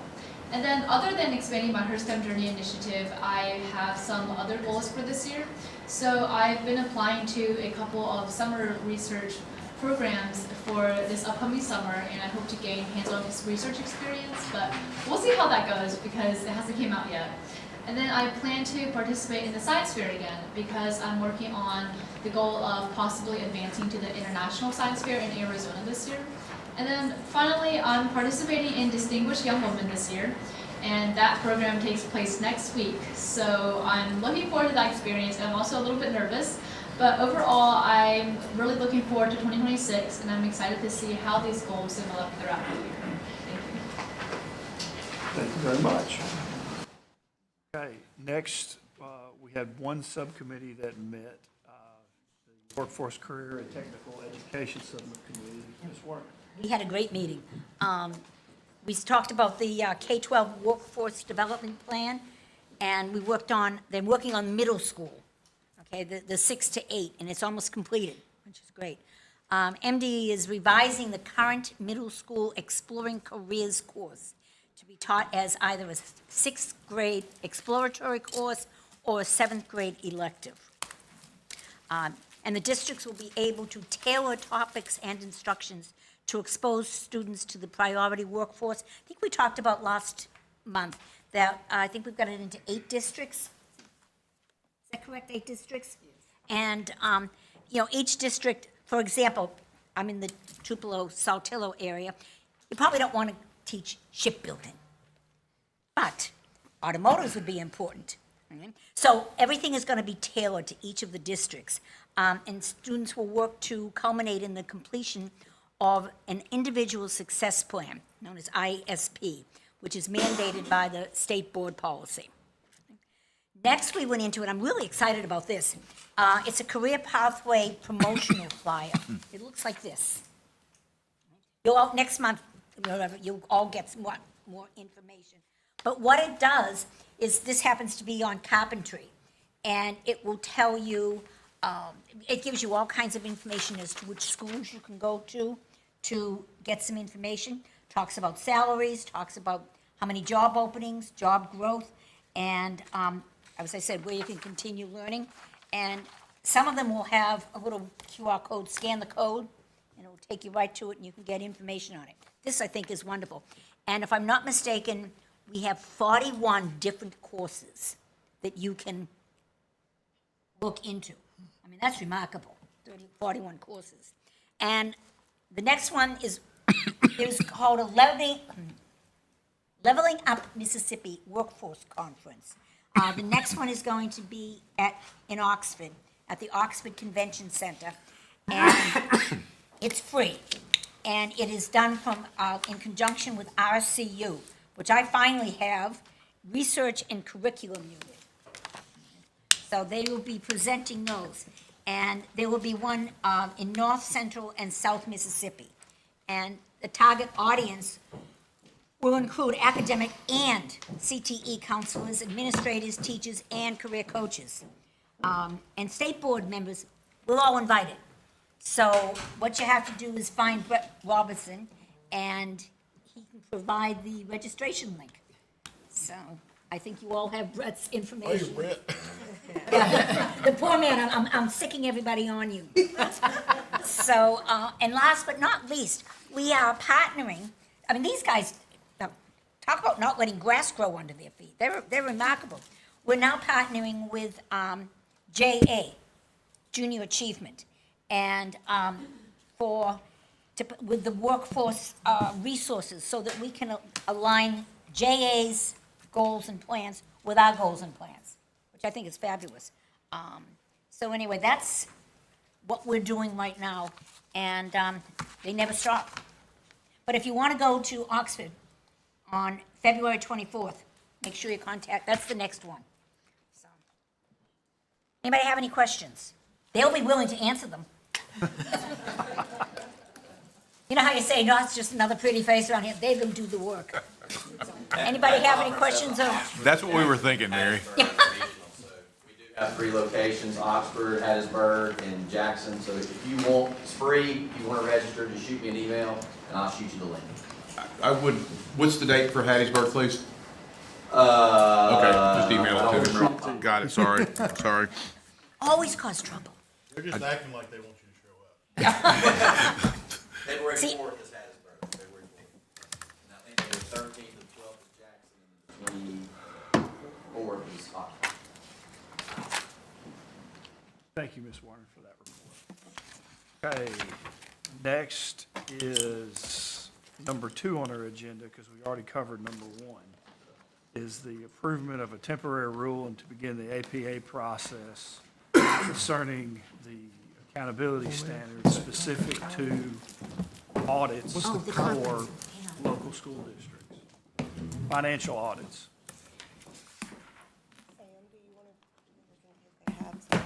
Workforce, Mississippi Work Conference. All right, got it, thank you. Good morning.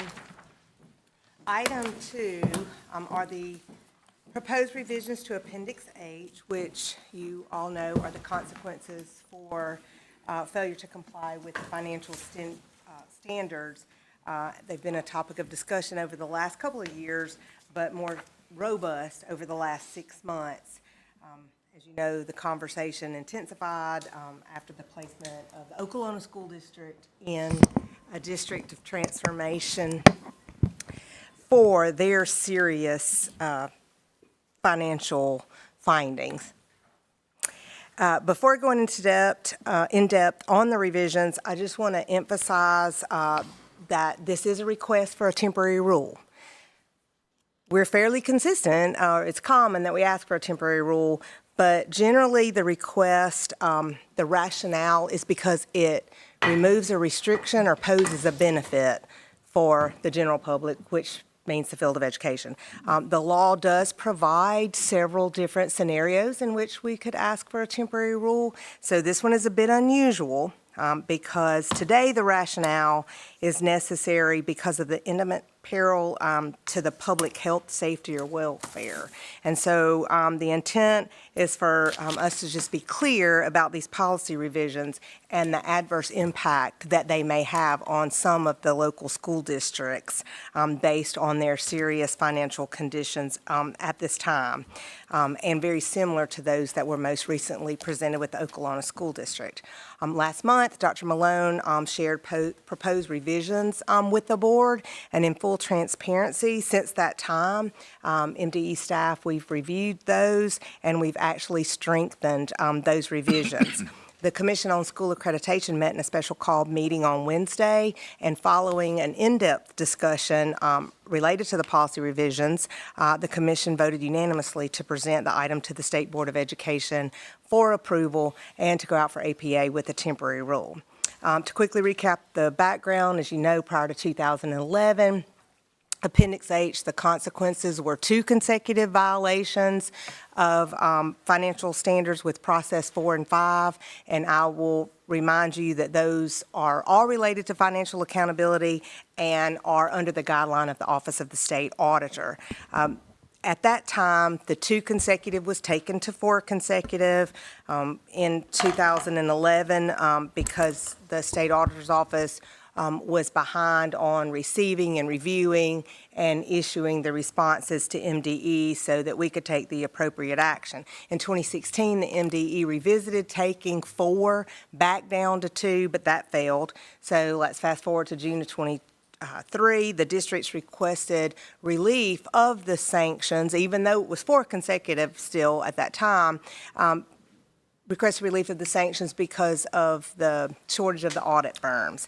So since that time, the MDE and State Auditor's Office has worked closely to try to find a resolution to the shortage of the audit firms. The work's primarily led now by Ms. Sam Atkinson, the the Director of Internal Audit. She'll be happy to address any of the questions you may have regarding to those conversations and to next steps there. Now, directly speaking to the proposed revisions, the recommendation is to take the 4 consecutive findings back to 2 consecutive, despite the known circumstances and the impact that the shortage of audit firms is currently having on school districts, specifically with the compliance issue related to Standard 4 and the timely submission of the annual financial audits. The revisions attempt to provide clear guidance related to the difference between minor violations and serious financial violations of the accountability standards. Please note that in Section C of your backup material that the policy defines those serious financial conditions. They may include but are not limited to, excuse me, trying to talk a little faster than Dr. Evans was talking. A negative fund. We appreciate I don't have that. 65 slides either, I promise.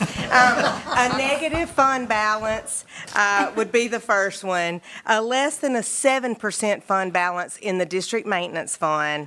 An adverse or disclaimer of opinion, and then 1 or more outstanding audits. So that's when all staff met across our 3 offices and leadership across the agency, those were the 4 most common and we believe to be the most serious that we would define so that it would be clear in the policy. If you note in Section B, citations for minor violations such as a late audit, few days, couple months late, EEF expenditures, fixed assets, and things of that nature, outlined in Standards 4 and 5, they may result in sanctions, and they may result in the district being required to develop a corrective action plan. So that's, with these minor violations, that allows the agency, the Commission on School Accreditation, the State Board of Education, some flexibility in taking into consideration the circumstances, such as the shortage of audit firms, in situations where the violations are minor.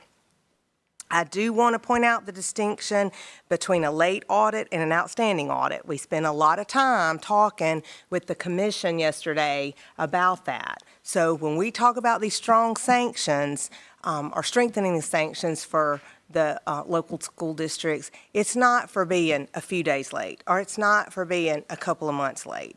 I mean, we're talking about having outstanding audits where there's no known information within the agency regarding their financial status. So Section D has been added to specifically address the concerns related to the outstanding audits. So as you've probably heard us and we've shared with you, we think there's currently 17 school districts that have 2 outstanding financial audits, those for FY23 and FY24. The March 31st deadline for the submission of FY25 audit is rapidly approaching, so many of these districts will likely have 3 outstanding audits, such as we saw in the Okolona School District. Section D specifically states that there shall be sanctions for districts with 2 outstanding audits, the 24 months, there being the 2 outstanding audits.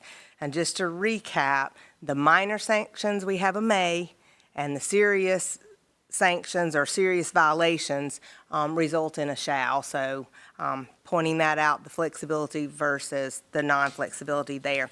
So at this time, I'm going to turn it over to Ms. Wiggins because she will share the steps that MDE will implement once a district has 1 outstanding audit and is identified as being high risk as outlined in Section D.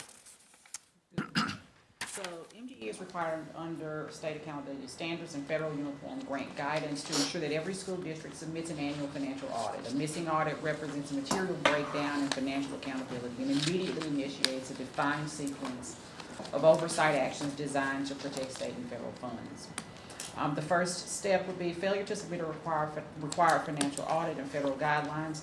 And upon identifying that missing audit, MDE, through its Office of Federal Programs, designates the district as a high-risk subrecipient under 2 CFR 200.206. This designation signals that the state cannot rely on the district's financial reporting or internal controls until the issue is corrected. This status is not punitive but required for federal compliance.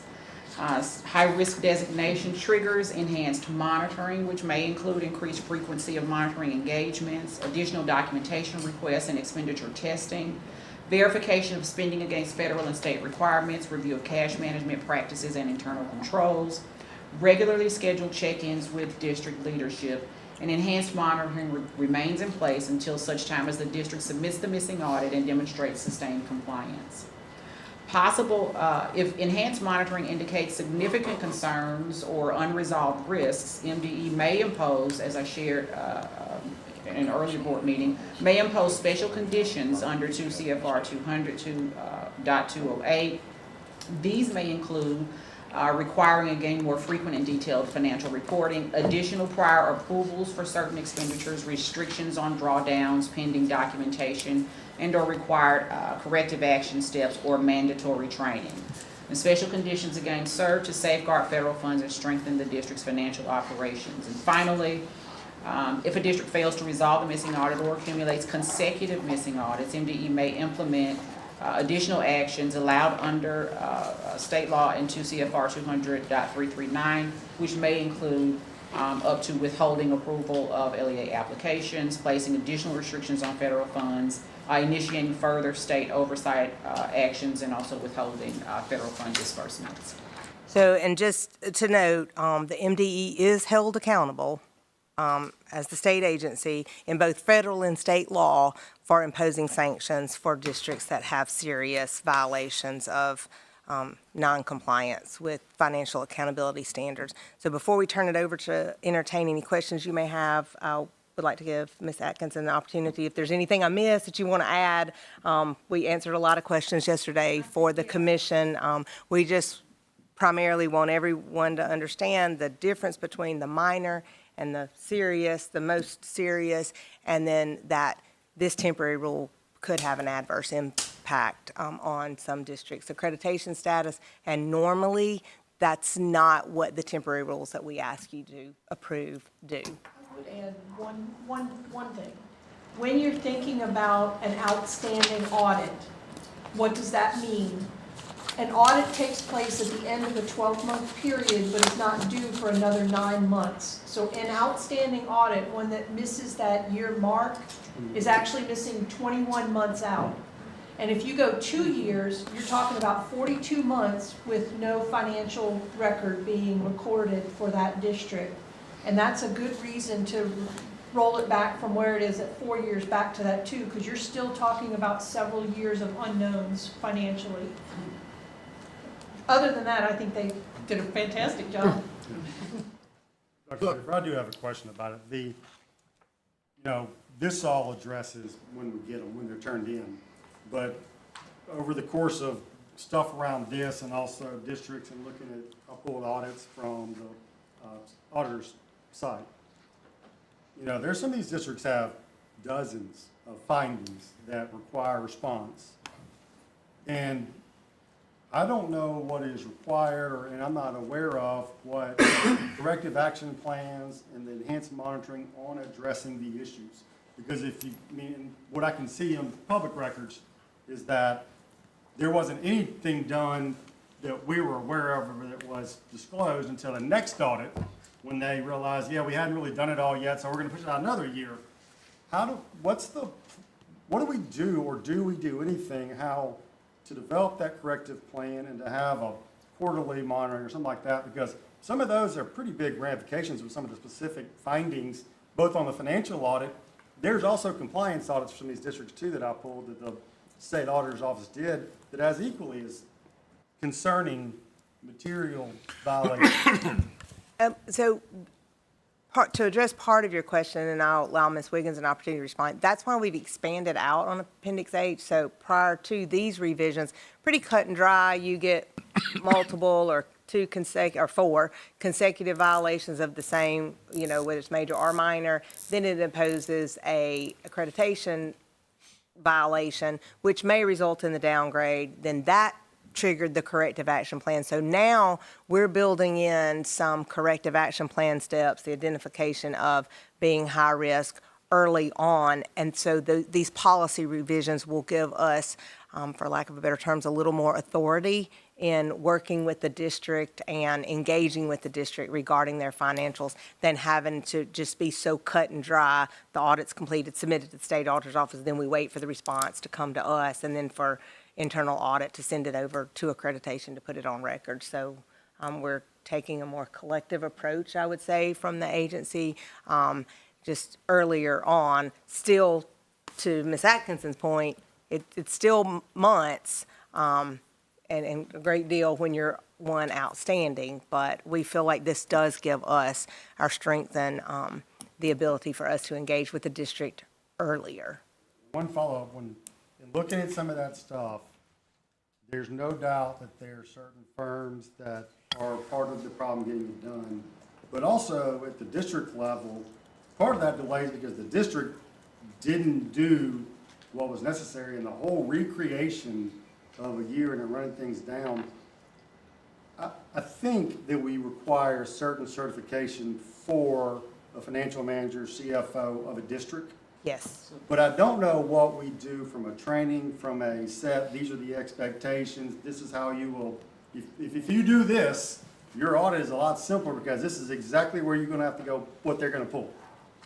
Yes, the Office of School Financial Services is by statute required to provide for the certification of school business officers, and so that those cohorts and those trainings occur every year. Within that year period, as school business officers reach out to the Office of School Financial Services for technical assistance, we provide where we can. One of the things that Dr. Evans and I have been speaking about moving forward is how to expand that functionality through our Office of School Financial Services, quite honestly, to kind of build that capacity back, because that is a service, if you will, that over the years has not been made a priority. And so we find ourselves in a position now to see that there are knowledge gaps in the district. Just school financial officers as a skill set and a profession, there is such a profound lack of skilled persons to do that work. And so we're seeing that there is a tremendous need for technical assistance. And so we're trying to figure out here in our office how we can build that infrastructure here to provide those supports at the district level beyond just our regular annual certification fees. Then it's certainly not letting the accountants off the hook because they're part of it, but they're not exclusively the cost. But MASBO also provides some pretty good training for those people. If they'll just go and participate in that program, it helps guide through the changes, especially the changes that are made each year and the code changes that go through every year. So I think MASBO helps with that as well. I got one question. Love the work we've got done. So the way I'm reading this on the minor, we have one audit missing. It seems to me that, do we go back and check these other three? If we have one audit missing, but the fund balance is good, it's over 7%, there's no opinions, that's what keeps it in that minor It's category. missing or it's late. So what I'm saying, we've got one, I'm reading the number C, one or more outstanding audits, and you have the three above, which all mean you go into that category. But if you have one or more outstanding audits, and can the department go in and say, well, wait a minute now, but the fund balance is 10 million, et cetera, and so the audit may simply be because of the bad auditor.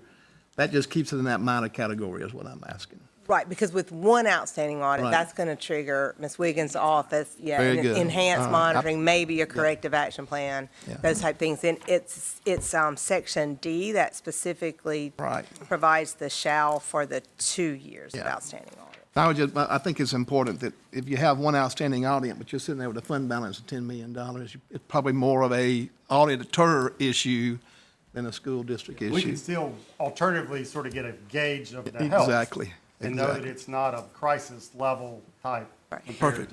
to- And we recognize the circumstances that surround this with the shortage of firms, and so that's why we tried to work really hard across the leadership, and with Erin, she helped a great deal with, ensuring that, we had some flexibility when we needed it, but then we addressed what certainly was immediate, that needed to be immediately addressed. I see this as real good work that started in the committee and has now moved to your level to solve the problem. So thank you very much for that.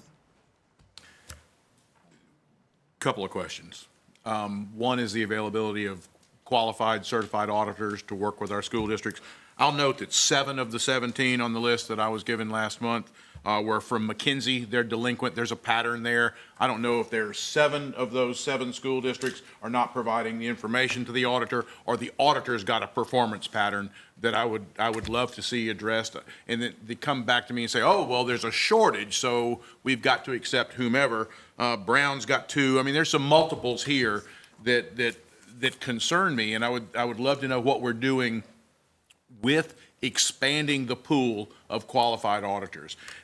The other question I have, and I also applaud the fact that we're addressing this, okay? It's been a discussion in circles around the state, and I think that's great. We talk about additional reporting and enhanced monitoring. Do we have the ability to look at enhanced reporting, make sure if an audit's 4 years late, are we going to be making sure they turn in quarterly reports also? And do we have the people here that can handle that workload? It wouldn't seem to me that we do. So it reads well, and I've read it. Can we do it? Well, the explanation of lack of capacity is like not a term that we use here. So, I mean, we feel like this is important and necessary work, and we always manage to find a way to get it done, so. But I do think that is a real issue I that mean- we'll have to address from how do you pay for? Because there is, to ensure this is really effective and avoids the issues that we see that it leads to, we have to be able to get it done. We can't just give it lip service and not be able to solve the issue. I can assure you, we're not going to say we're going to do it and not do it. And we'll expand what we need to expand to the extent we possibly can to make sure that because I see what you're saying. That was what I would call a softball question that I tossed out there, hoping that y'all would hit it, and you did. I think you're getting what the point is. The other point about qualifying additional pools of auditors, I don't know that I understand. Is that our role, or is that state auditor's role? The state auditor maintains a list of all qualified auditors or CPA firms who have met certain requirements. They don't make judgments about whether one's good or one's bad, but they have certain minimum requirements, and if you make those, you get on that list. A school district can choose from anybody on that list, but not everybody on that list is willing to do a school audit or do it at the rate that the school districts are used to paying. Who sets that rate? The CPA firms. I mean, The school districts can negotiate, as far as I'm aware, but the CPA firms set their rates. Does the state auditor solicit RFPs from all CPA? They don't solicit any RFPs. So how do these firms know that this is a possible job opportunity. Market Dynamics tried it. How do we make more revenue? Here's an avenue that we qualify for, and is it worth digging into? I mean, it's a, Yeah. If they go to the state auditor's trainings during the year, they'll know about it. If they're doing any type of government auditing, they're gonna have to qualify on that list because again, if you're doing government auditing, state agencies, cities, counties, boards, ports, whatever, you gotta be on that list. So if, a conversation amongst a couple of us here in this room, if I'm 4 years delinquent with an audit and I can't get someone from the state list, I'm gonna run over to Alabama and find somebody that will provide an audit for my financial positioning identification, and I'm gonna turn it in. And if you don't like it because they're not on the list, that's a lesser offense to me, in my opinion, than it would be to not turn one in at all. So, I mean, this is obviously, they're not desperate Y'all to have. don't answer that question. That's a rhetorical question. I was thinking about it. Don't answer that. well, I know. And I think I want to leave, not to interrupt you, Mr. Pruitt, but let's leave that thought right there. Oh, the microphone was here, good. Anyone else have any comments? I would like to put a bow on this before we vote. I would like to say this. In November, we sounded the alarm about this. And in 60 days, we have action. This is the action that I was envisioning we would take. Y'all came prepared in December with all your concerns, but between y'all's work, your staff's work, getting the commission involved, you've come up with a plan. And to those out there that I will not name that say we're not doing anything about it, this is something we're doing about it. If you have a piece in this and you're not doing something, it's time for y'all to step up. So. One last question. Yes. Of the 17 school districts that are in arrears or whatever you want to call it, okay, how are we assisting them? What I've been doing? Okay, so since, I guess October, really November, when the corrective action plans have started coming in, I have been meeting one-on-one with superintendents and business managers from each of the districts who have corrective action plans, especially those that have the 4.0 failed to submit violation, working with them to create and to truly understand what a corrective action plan can do to help them and the vital steps they need to take to make sure that these are not repeat findings. And we are making ourselves available to the best of our ability to answer questions and also to be advocates for the school districts when the school districts call and say, we got started early this year, but our CPA firm is telling us they aren't going to be able to get to us until then. Right. We're going to the state auditor's office. So the state auditor sent out a memo in December, I think I mentioned this, to say that a CPA firm can't take on a new audit if they haven't finished their other audits without special permission from the auditor's office. With the same client or? No, with any client. State clients for the school audits. The other thing that the OSA has promised is that they're going to prioritize our school audits until that March 31st deadline. So if we're getting them in, normally they say if they're not in by January, they can't guarantee that they'll be reviewed and approved by March 31st. But they are prioritizing the school district audits this year to try to help us play catch up with the ones who are coming in right now.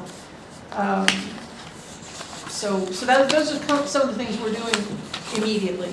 In any of your conversations, with the outside providers, are they giving you any kind of inspiration about more availability of auditors coming forward or not? We don't really have a lot of interaction with the CPA firms. We leave that to the state auditor's office. We primarily work with the school districts, and most of them that I have spoken to recently, they have told me they are trying to get caught up. But again, I'll go back to if they haven't finished, say, their FY23 or 24 audit, they aren't allowed to start on their 25 audit. Yeah, they're behind. Yeah. And they're going to stay behind, and because the audit cycle starts July 1, right. they're already gonna be in a repeat finding situation until they can figure out a way to catch up. And we're aware of that. I do know Sam spent a lot of time talking to people in districts about those things that they don't really understand or need some direction on how to do this better to make it more effective and carry forward. I do know Sam has spent a fair amount of time directly interacting with some of those people, which have been very receptive, which is the other important part of that. So, do I have a motion to approve item number 2 on our agenda? So moved. Second. All in favor, say aye. Aye. Any opposed? Again, thank you all for your work, your team for your work, for the commission for your work to move on this very quickly. Very much appreciated. Thank you. Okay, number 3 is an update on our internal audit charter. Mr. Mayo. I'll be very brief. That, quite frankly, we are pursuing, there's some ambiguity in different ways people are reading the interactions with a few laws. So we have filed a request for an Attorney General's opinion, and we are looking to see what we can get sort of that sorted out. And we'll go through that process before we bring it back up for any action. I think that's a wise Yeah. move, because there's a lot of confusion there. We do. What is the status of the internal audit charter, that we proposed new one? It's on the table, and it's sitting, I mean, administratively, Sam is going forward, doing the things that are required of them to do. And so it's not impeding the work. We just want to clarify some of the administrative and make sure we're compliant. How long will it take to get that opinion? They say up to 100 days. So that's the outside. Hopefully it'll come back faster than that. I don't know. Which brings up an a related but unrelated question on the status of the Office of Educational Accountability.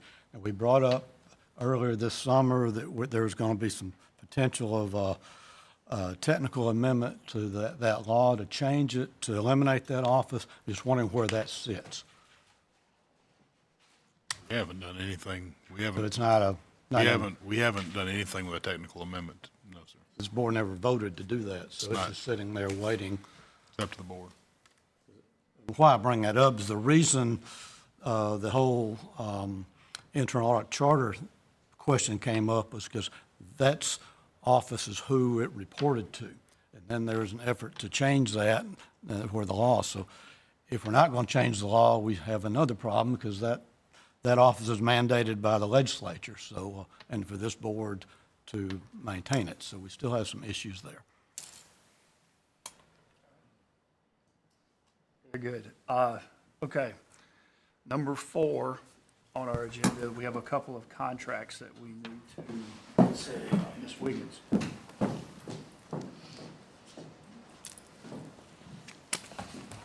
Hello again. I've got 2 contracts to bring before you today.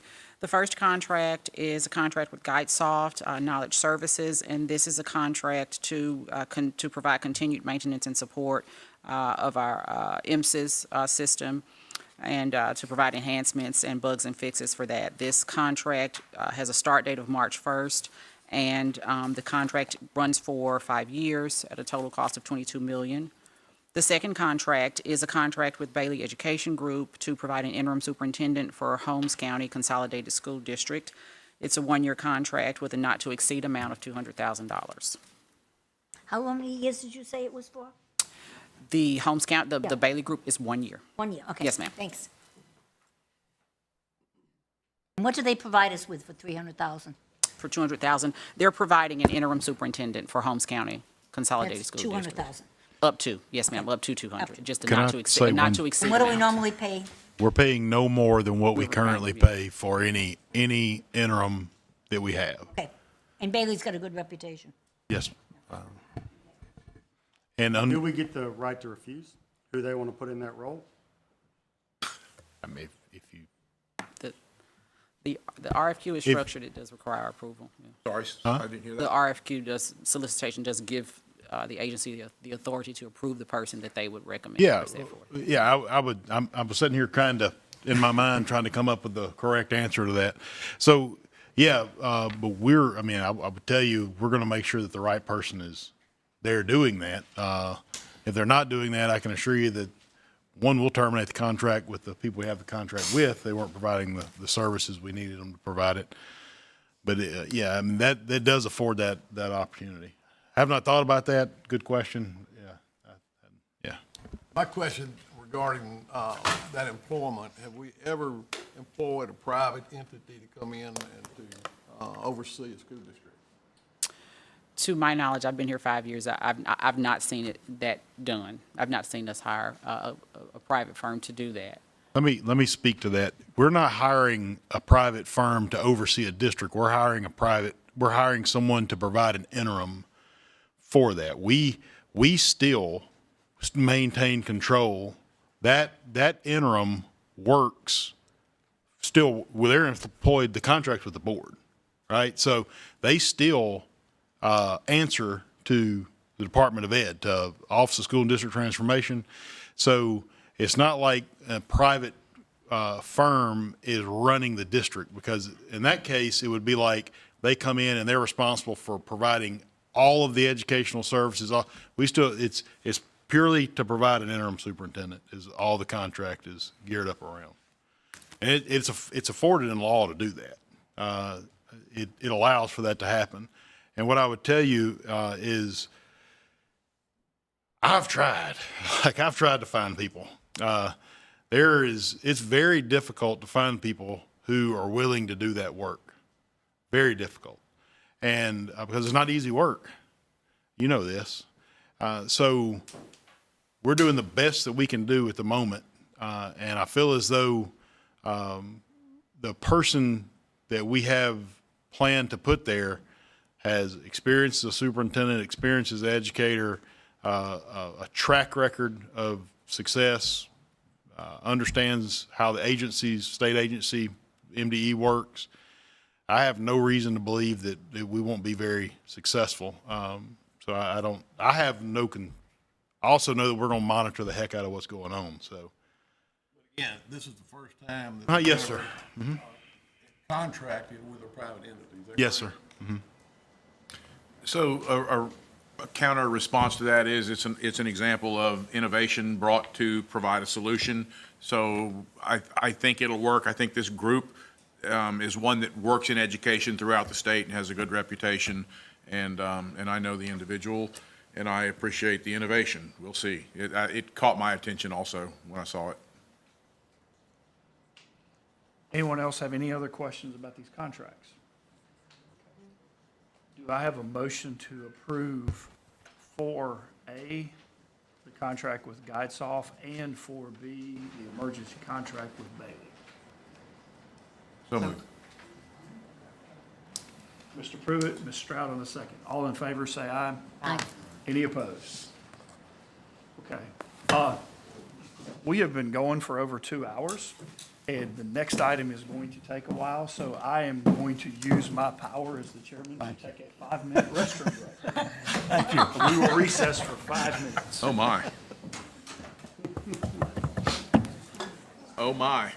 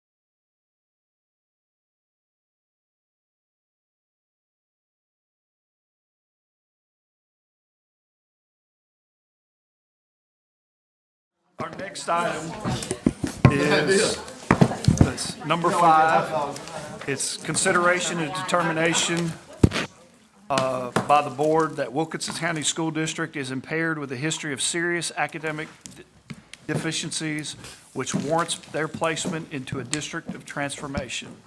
Dr. Vanderford. Good afternoon. That was a short break. As you know, item 5 is broken down into several sub-items, I think maybe A through F, so we'll talk a little bit about each of those items as we go through the presentation.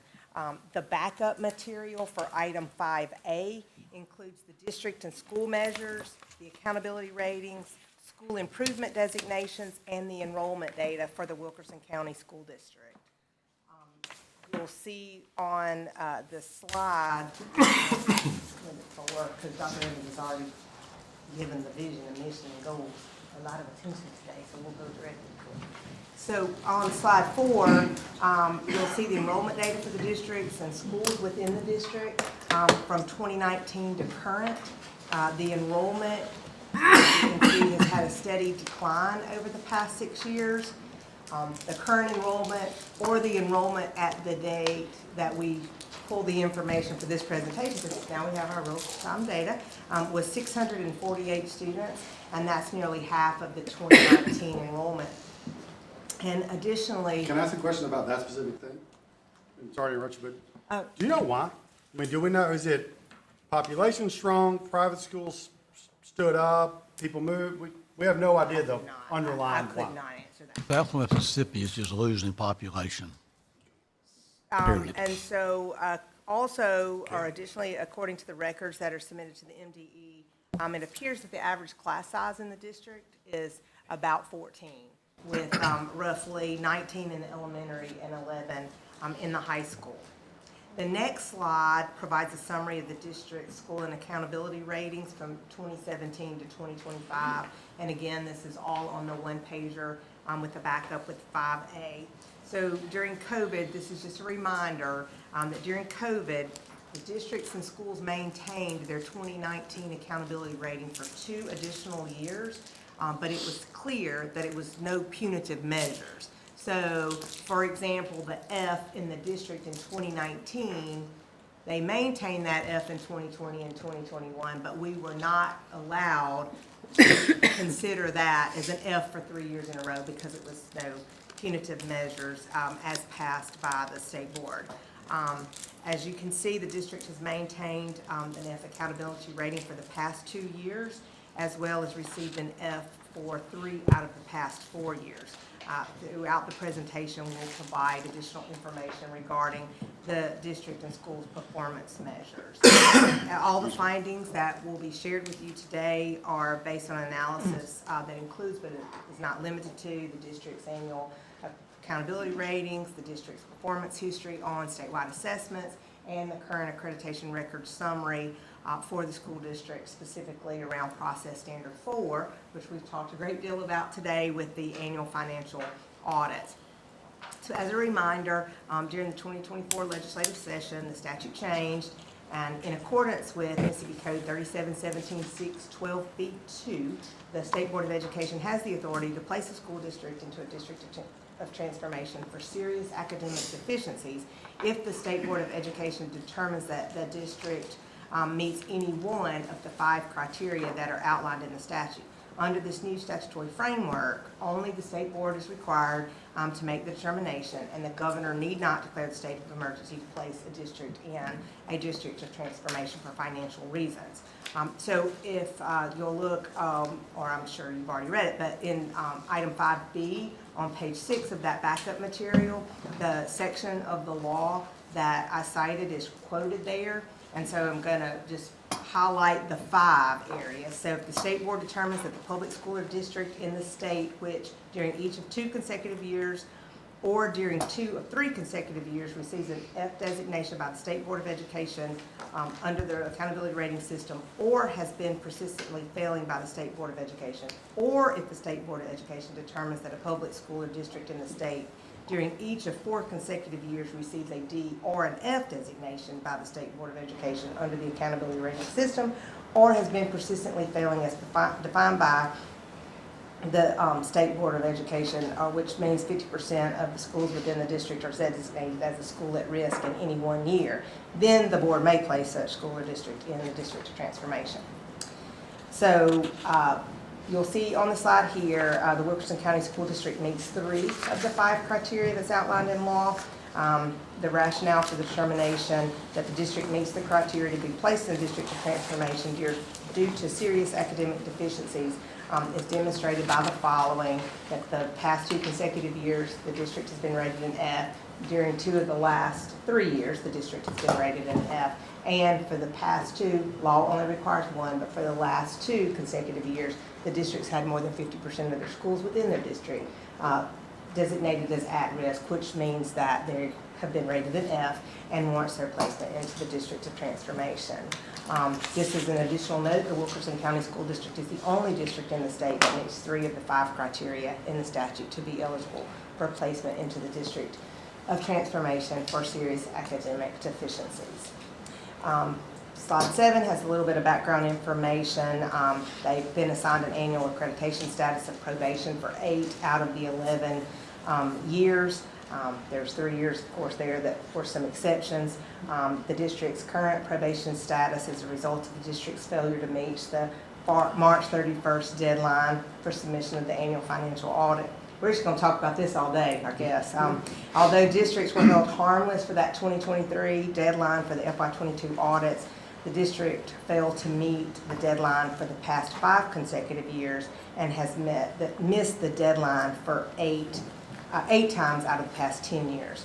The last time the district met the deadline was in 2020 with the submission of their FY 2019 audit.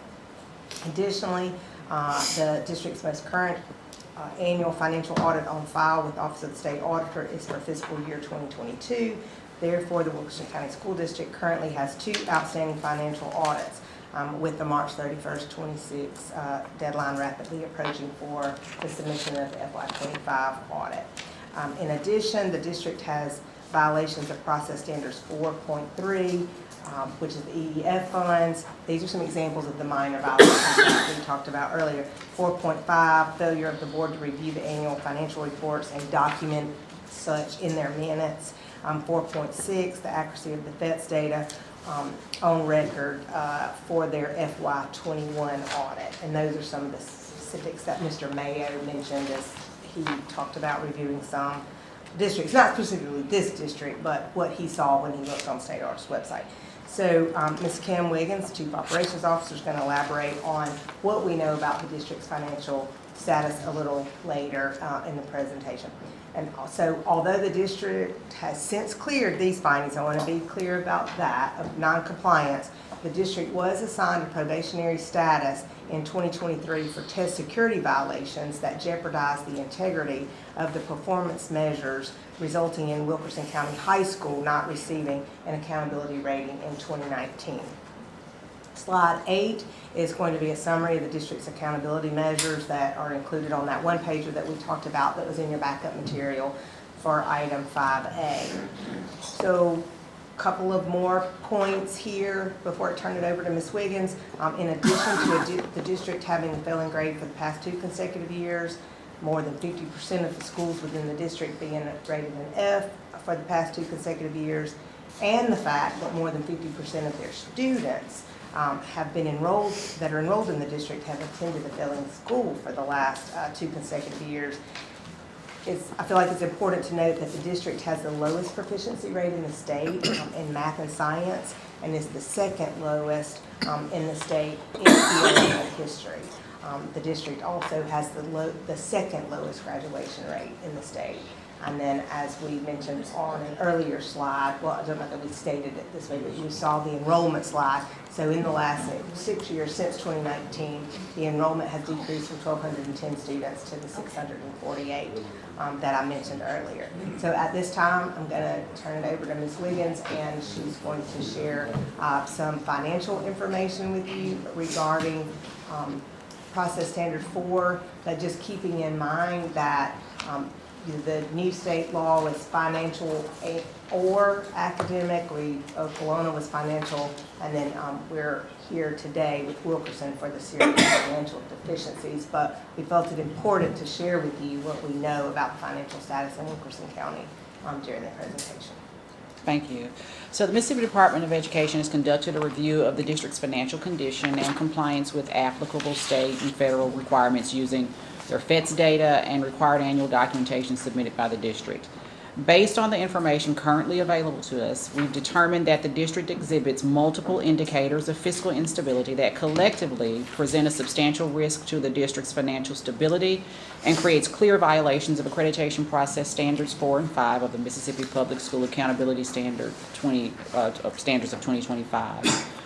In slide 10, the district has not completed, as stated, has not completed or submitted their FY23-24 audits. Further, as of this date, MDE has no evidence that the district has executed professional service contracts with an approved audit firm for the completion of their FY24 and FY25 audits. This makes it very unlikely that the district will submit its FY25 financial audit on March 31st, 2026, as required under Mississippi Code Section 37-9-18 and the federal audit requirements set forth in 2 CFR Part 200 Subpart F. Failure to submit 3 years of required audits constitutes a direct violation of Accreditation Process Standard 4, Accreditation Process Standard 5. The absence of these audits prevents MDE from validating the district's financial data, assessing internal controls, or confirming compliance with accounting standards. These omissions constitute a material lapse in financial reporting obligations and undermine the state's ability to determine the district's true financial position. In the current fiscal year, slide 11, the district and local school board adopted an FY26 budget reflecting an anticipated overall deficit of approximately $1.7 million. While the reported deficit does not occur in the district's general fund, rather in their special revenue and capital project funds, Mississippi law requires school districts to adopt budgets that do not exceed available resources as outlined in Mississippi Code Section 37-6119. The approval of a deficit budget signals that the district lacks sufficient financial resources within the current fiscal year based on anticipated revenues to meet projected expenditures and may be operating without a viable fiscal plan to sustain required educational and operational functions for this fiscal year and beyond. For FY24-25, the district did report a cash on hand balance of approximately $3.9 million. However, without an audit, MDE has no means to verify whether this balance is accurate, overstated, or restricted. The inability to confirm the district's liquidity presents a risk that the district may be unable to meet ongoing obligations, including payroll, vendor payments, and essential operational costs. This lack of verifiable financial information constitutes noncompliance with Process Standard 5.1. Based on the district's failure to complete required audits, its adoption of a deficit budget, and the inability to verify its cash on hand or to determine their compliance with the required 7% district maintenance fund balance, MDE concludes that the district is operating under conditions that present a significant risk to its financial stability. These conditions also, as stated, reflect clear violations of accreditation process standards 4 and 5, as well as federal regulations governing financial reporting and internal control. Given the cumulative effect of these findings, heightened monitoring, corrective action, and/or further state intervention we believe is necessary under Mississippi Code Section 3717-6 to ensure continuity of educational services and protection of public funds. So in conclusion, the MDE is requesting that State Board of Education consider the information that's been presented to you today and request that the State Board consider placing the Wilkerson County School District into a district of transformation for serious academic deficiencies in accordance with Mississippi Code 3717-612B. Based on the information presented to you today, it is our recommendation that the State Board act immediately.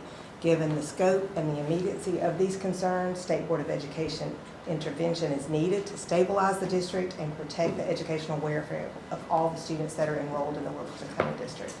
Failure to intervene and place the district in a district of transformation could result in the continuation of an inadequate educational environment, thereby denying the students enrolled in the Wilkerson County School District the opportunity to learn, to excel, and to obtain a free and appropriate public education. Additionally, if the board determines that the district should be placed in the district of transformation, the MDE is requesting the following actions also be taken: to abolish the district in accordance with state law, that's item 5C. So the determination would be, 5A was the presentation, item 5B is the determination, the vote. So item 5C would be abolishing the district in accordance with state law. So we ask that the board adopt a resolution outlining the rationale for such determination. That's item 5D that council could discuss with you. And then finally, appoint an interim superintendent to lead the school district. And that would be items 5E, appointment of an interim superintendent, and 5F, which would be an employment agreement with the individual and the school district. So at this time, we're to the end of slide 12. So at this time, the MDE staff will entertain any questions or concerns you may have regarding the academic, serious academic deficiencies within the Wilkerson County School District, or any of the financial information. Just one financial question. If they have the 3.9, that gives them about a $2 million fund balance going into this. So all we got to do is verify that $2 million is there. So they don't go in the hole financially. Those are two real numbers. Again, a couple, sort of a comment, a couple of questions. I did, in looking at all this, I went back and pulled all the board minutes, in addition to looking at the audit. And, you know, what's interesting is in the minutes, they tell you they presented financials, but you couldn't see them. They're not incorporated in the minutes that I received or on the agendas. But I also went back and looked at sort of the compensation, the composition of both the school board and the history of superintendents. And it's really been the same people for a really long time. I mean, they're not been, when you're looking for change, I would think you would change something, whether that's the board and how they're addressing it, or the school's direct leadership. And the reality, those are all the same people, because even the current superintendent was the previous assistant superintendent who came in. So, I mean, it's hard to, I guess, looking at it just on paper, it's hard to see that where you're going to get material change from the same people that haven't acted to prevent it, and there haven't been a lot of action since then. But if we do it, again, my understanding are the board's abolished, we become their board, but we establish a community board. How is that community board, and how do we partner with the parents and the stakeholders that are in the district? How do we establish a community board? Well, the school improvement designations require a P16 council, but since we have not completed a full investigative audit of the school district, we're lacking some of the information that we need to fill in and advise on such measures as that, because we're strictly focusing on the academic. So, but the community board will be directly reflect identified deficiencies in people that can help, or stakeholders, like who in the community is going to get to be involved in this and express sort of interests? Oh, now I'm going to show you. So that's the work that the interim superintendent, upon a board's determination, would do and engage when he or she. And it's just their discretion. Not a decision-making board. I know, Yeah. but it is important, I think, for people down there to have an opportunity to lean into it, to express concerns, or as well as to commit to what they individually can do to be part of the solution. And I know it exists, but I don't really know how it comes together and how we pick those people. Or So who not necessarily a board, but a school community relationship council, and that's what I was referring to as the P16 council, and that's required by an accreditation standard. If the district has a school improvement designation, and of course they do.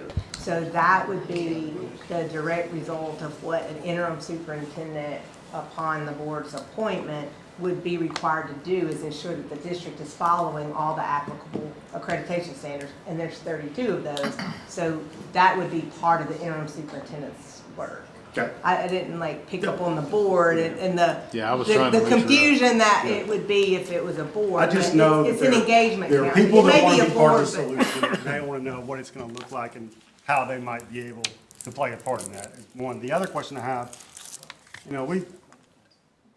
in our history, MDE's history, when we go in and this happens, school comes under our direction, can we meet the accreditation standard that there won't be two more, don't count this year because you're working things out, but the first 2 years after the Department of Education is operating a district, can we avoid the 2 Fs if our track record, if we showed improvement in those same timeframes that they're being held accountable for? Does that make sense? So in 2 years of full operations under MDE, can we expect grades to be different from the last 2 Fs? And is that our track record? We've been able to do that historically. I don't know that you could say 1 year, 2 years, 3 years, but yes, yes, sir, they've improved. You had districts that have exited, you got one that's close to exiting now, so yes, sir, but it's absolutely the expectation. Yeah, look at Tunica. Tunica was under district transformation, and it's doing well. Yeah, and I just look at it relative to one of those things that is justifying or calling this to attention is that there were 2 years, the issues were identified, and the following 2 years, they didn't improve. And I just want to know and feel good that there's going to be a different outcome from what we do to be in that same 2 year that we held them accountable for. Can we affect it in a 2 year period? Yeah, I can't speak to how the agency worked before I got here. Yeah. But I can assure you, yes, sir, the expectation is, or we find a new interim, or we find a new situation. Yes, sir. We don't have a choice. So don't take my statement wrong, but we don't have a choice but to improve the place. We've hit rock bottom, right, when we're there. So obviously, you know that. So yeah, we don't have a choice. Just out of curiosity, if you were right in 2 years, there's still an F, what happens then? We still push forward to make them not an F. I think that's, we never enter, that's a question that you could ask that of private business, you could ask that of. Oh, absolutely. Yeah, But 100%, that is exactly. So with their 2 years. If you did this based on this requirement and you didn't meet it, there would certainly be follow-up action. I just wanted to see what the track record's been. Is going to be, well, we do that materially different that we will see impacts that quickly. I would expect for us to see impact quickly, yes, sir. We just had a district that we turned back over to local control just recently, which is an example of what you're asking. But that's a 6 year span, I think, of that one, right? Now, there's no way, there's different situations at different places. As you look at certified teachers, you look at how, and that's also one of the reasons why we created the REACH program, so that we can get certified teachers in there. But yes, sir, I hate to give you such a simplified response, but 100%, yes, sir, we expect it to move. That's why we now have the Office of School and District Transformation. That's why all of it's part of a system to improve it, yes, sir. Another thing I will say to that point is, as I understand the statutes, and as I always tell you, I am a lawyer, but not your lawyer. She's sitting right here. If we take this action, the school district no longer exists. That doesn't mean it's going to come back.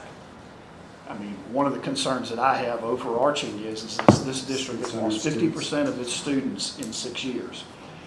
It's really hard for me from a financial standpoint to say a school district with 600 students needs to be a separate school district. So that's another thing, and things could change over the next year or 2 years with consolidation of schools, of how that process comes. So to echo what Dr. Evans said, each situation is different. 100%. He is absolutely right. It's not the goal, it's the expectation is that if we take this over, the Department of Education in conjunction with us, we're going to make it better. That is a standard we hold ourselves to. But how it looks like in the end point, that still remains to be seen. The second thing I wanted to ask y'all, because under this statute, and again, I am a lawyer, but it's not y'all's lawyer, under 3717(6)(b)(3) also allows us to take over the school district based on financial concerns like we did Oklahoma. The difference between the two statutes is that if there's additional costs that the state has to incur, if it's financially based, we can recoup that from the district, which I do not believe exists in there. I'm laying that, that's my interpretation. My question is, do we have enough information to meet part 3 about financial yet? To where y'all can, I understand, I understand and appreciate your limitations. So if you tell me no, I understand that. But I get the sense that it's there. Do we know that for sure yet? We do not know that for sure yet. Certainly, based on what we're seeing, as I indicated, they do show markers for risk. Absent the audits, we don't know markers for financial risk, for there being risk for financial instability. Part of the work that we would like to do, if it is the will of the board, to move forward with abolishing the school district, is immediately to go in and to do a full assessment of their financial environment, to gain more insight. Our visibility is limited at this point based on the documentation provided to us. Understood. That's available to us. And to kind of fast, I don't think we'd be able to recoup money from them.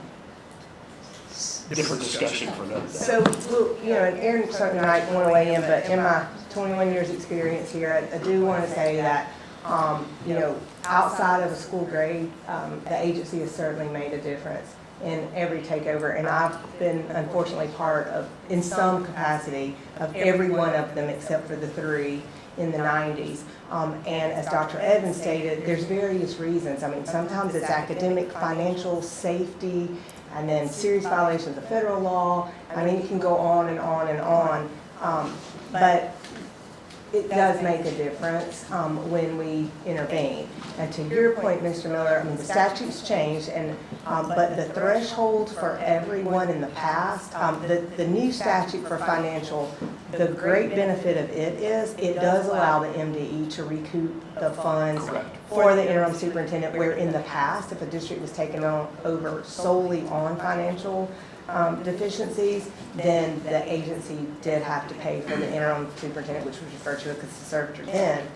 But here, with those previous resolutions, it's always been when the board was in deficit and they could not meet payroll, such as what we saw in Okolona. So the Okolona scenario has been in the past the standard for the financial determination. That's why it was not included in the rationale for the determination that we presented to you today. But we didn't want the board to find out later about the high-risk financial concerns, and us have that knowledge and not share with the board today, if that makes any sense. We wanted to be fully transparent in what we know about the district today, but we're hesitant to make it as part of the rationale based on the previous thresholds in the past. Well, I'm going to say this, and I'll leave the financial piece alone but I'm not sure we can do this. I want to consider this with our council after today. But if we agreed to accept your recommendation and take over the school district, y'all are going to investigate the financial piece.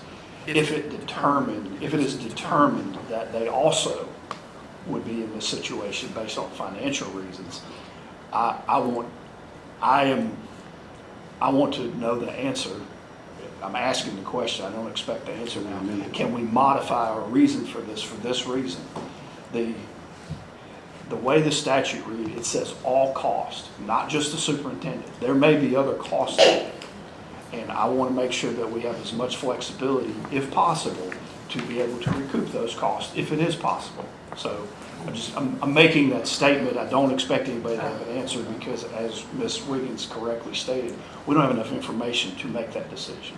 But I do want to explore that avenue to see if we can come back, if you make that finding, to add that as a reason. And I think we would be required to come back to request board's approval to access the emergency funds that would be necessary to operate, and then therefore recoup those funds.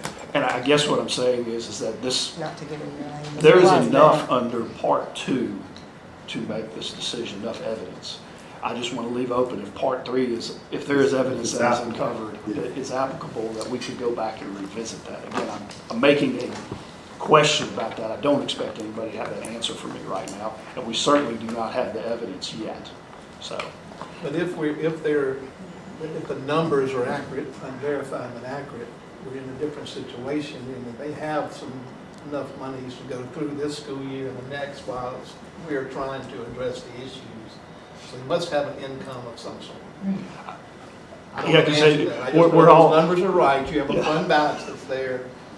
And so I agree with you, let's see what Yes. happens after we do the Yes. internal investigation. And I'm agree. just hoping those Put it numbers this are way. accurate. Let me say it the another way. I hope we don't have to come back and revisit this to get into part 3. I hope we come in there and it's not a financial situation, because it seems My like point there's exactly. there's a Same- whole same bunch point. of other issues that need to be tackled. Same point, Mr. somebody's Jackson. trying to do something maybe. You so brought let's the go word find out. consolidation. Is it possible right to or wrong. consolidate across county lines, district? Anything's possible. I'll tell you, Mr. yes, Smith. because there is a part of Pearl River County whose taxes end up going to Lamar County because we brought in an area in Lamar County serviced by Lumberton Schools. So there is something that has been done to facilitate that if necessary. It's going to take some legislative action to do something like that, but Sharkey and Issaquah, yeah, that's a good again, example. That's two. that the we short probably- answer is yes, it is possible. Those districts down there are so small. There's no reason it couldn't be a multi-county district, I would think. You are getting into a conversation that is right in my wheelhouse that unfortunately is not for today. I'm just curious what you thought No, about exactly. That is a bigger conversation for another day with some legislatures, but that is a point well taken. So, okay, on this particular issue, does anybody else have any other comments or questions for these folks before I have to run through a series of motions that we have to I'll say make? one thing, I'm sorry. Yes. So, just saying one thing, first thing that happens when if in the event you vote for this, this item, is immediately, Ms. Wiggins will tell you, we have a group that comes in and starts the financial audit. Immediately, we do a personnel audit. So all of these things immediately happen, which previously have not, because that's why I'm talking about the Office of School District Transformation. Previously, it has been a bit of a slower process to get some of these things done. That's why we've streamlined it and systemized it. So, because we need to know immediately, what does the staffing look like, right? Are we overstaffed? Are we, and I say that with, take that, I'm trying to be sensitive because I understand that's people's employment, but at the same time, we have to pay the bills. We have to educate students. So all of that happens immediately, looking at accreditation standards. And so it's not like we just lollygag for 6 months, and don't. There's a sense of urgency. Sorry, I just wanted to say that. If there's no further questions, Mr. Chairman, I'm looking like. Yes, if you, Yeah, based on the evidence put forth by MDE, I move the board find that the Wilkinson County School District has met the requirements in Mississippi Code annotated 3717.6, 12B2 for placement to a district transformation, and that during each of the past 2 consecutive years, the Wilkinson County School District received an F designation. During 2 of the 3 past consecutive school years, the Wilkinson County School District received an F designation, and for the past 2 consecutive years, the Wilkinson County School District had more than 50% of schools and shall be placed in the district of transformation. do I have a second? Second. Ms. Warner? All in favor, say aye. Aye. Any opposed? Okay. Second motion, Mr. Mayo. For item 05C, I move that based on the school board's placement of the Wilkinson County School District into the district of transformation due to its impairment with a history of serious academic deficiencies, in accordance with Mississippi Code annotated 3717.13.1, the state board shall officially abolish the Wilkinson County School District, its school, school board, and superintendent. Do I have a second? Ms. Stroud, thank you. All in favor, say aye. Aye. Any opposed? Okay. 5D, Mr. Mayor. Go ahead. So 5D is the adoption of a resolution. What you all have been provided in your manila folder is the standard kind of template that we've done in the past when we have crafted a resolution based on a determination either of a state of an emergency or in Oklahoma based on financial reasons. knowing the recommendations that were coming, that MDE was going to present to you, what has been crafted is a draft resolution that includes the language that Mr. Mayo just moved and you determined. So the 3 different criteria that Wilkinson has met for their history of serious academic deficiencies, as well as the abolishment of the district, its board of superintendent. What you need. Ultimately, we need a motion that adopts the resolution, but Reflects the recommendations. yes, it reflects those, and if you all just could take a minute to review it, and then Mr. Miller might want to move into the record. And just to summarize what she said, it's basically this, I've read this resolution, it incorporates the action that we have taken with the 2 votes. The specifics of the motions that were determined get reduced to this resolution Right. for It's the publication. next step in the process.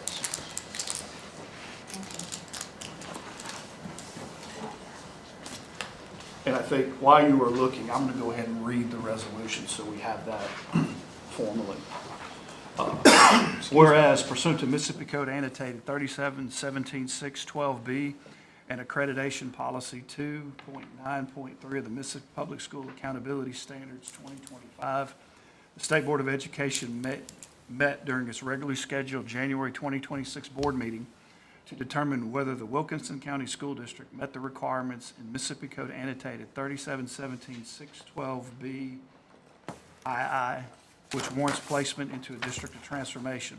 And whereas the Mississippi Department of Education's Offices of School and District Performance, Accreditation, and School Financial Services presented certain information to the State Board of Education regarding the Wilkinson County School District's impairments relative to a history of serious academic deficiencies, in that during each of the past 2 consecutive school years, the Wilkinson County School District received an F designation. During 2 of the 3 past consecutive school years, the Wilkinson County School District received an F designation, and for the past 2 consecutive years, the Wilkinson County School District has had more than 50% of the schools within the district designated as schools at risk. Therefore, the State Board of Education finds as follows. The board finds that there is sufficient cause to find that the Wilkinson County School District met the requirements of Mississippi Code annotated 37-17-16-12B II for placement into a district of transformation, in that during each of the past 2 consecutive school years, the Wilkinson County School District received an F designation. During 2 of the 3 past consecutive school years, the Wilkinson County School District received an F designation. And for the past 2 consecutive years, the Wilkinson County School District has had more than 50% of its schools within the district designated as the schools at risk, which, without intervention by the State Board of Education, could result in the continuation of an inadequate educational environment, thereby denying students of this district the opportunity to learn, to excel, and to obtain a free and appropriate education.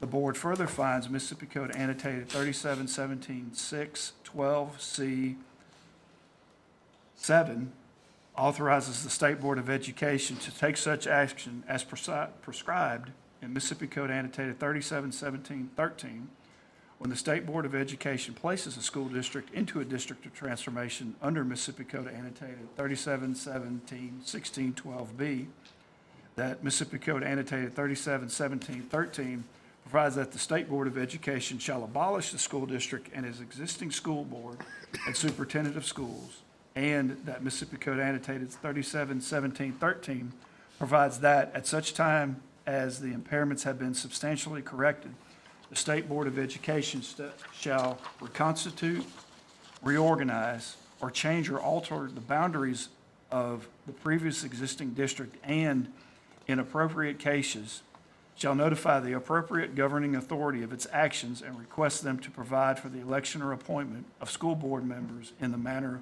provided by law. Be it resolved that, based upon the State Board of Education's determination that the Wilkinson County School District is impaired with a history of serious academic deficiencies, in that during each of the past 2 consecutive school years, the Wilkinson County School District received an F designation. During 2 of the 3 past consecutive school years, the Wilkinson County School District received an F designation. And for the past 2 consecutive years, the Wilkinson County School District has had more than 50% of the schools within the district designated as schools at risk, which warrants the placement into a district of transformation and which, without intervention of the State Board of Education, could result in the continuation of the inadequate educational environment. The State Board of Education does hereby place the school district into a district of transformation pursuant to Mississippi Code annotated 3717-612B. Further, be it resolved that, based upon the State Board of Education's placement in the Wilkinson County School District into a district of transformation, based on the State Board of Education's determination that the school district is impaired with a history of serious academic deficiencies, the State Board of Education does hereby abolish the Wilkinson County School District pursuant to 371713 effective of this date. Further, be it resolved that pursuant to Mississippi Code annotated 371713, the State Board of Education will exercise all powers which were previously held by the previous existing board and the previously existing superintendent of schools.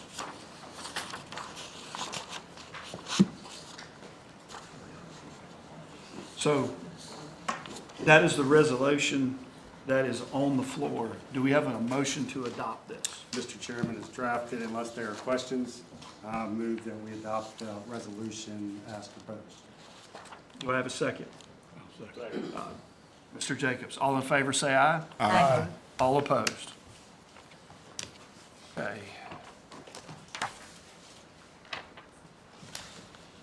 Okay, then our next action item is 5E. It is to approve the appointment of an interim superintendent.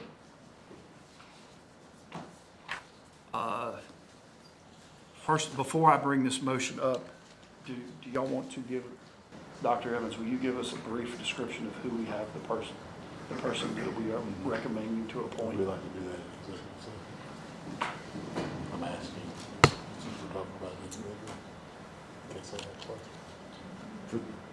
Mr. Chairman, I think for this item, I ask that we move this item to consider making a determination of the need of executive session for the purposes of discrete personnel matters regarding employments of potential interim superintendent as applicable in the relevant statute. And just so I'm clear, do we need to move both 5E and 5F in that whole thing? Just so your motion is? We can determine that in closed session. Okay. So your first motion is to determine To have determination. Yes. Do I have a second? Mr. East. All in favor say aye. Aye. Any opposed? Don't we need the second motion? Okay. I would ask that everybody please step out of the room.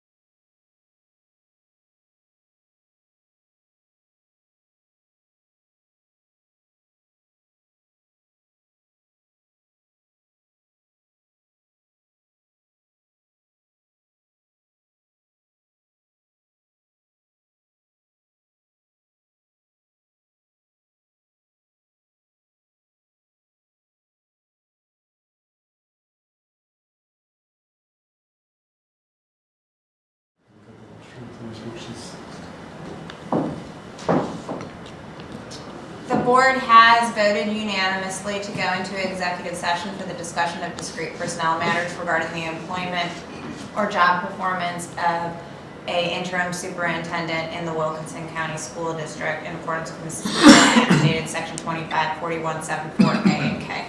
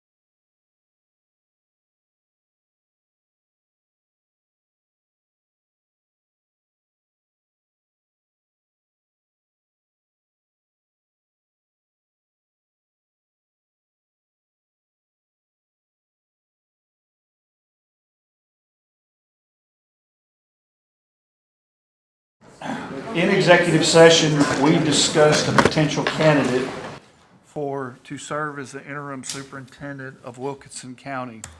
And do we have a motion to make, Mr. Mayo?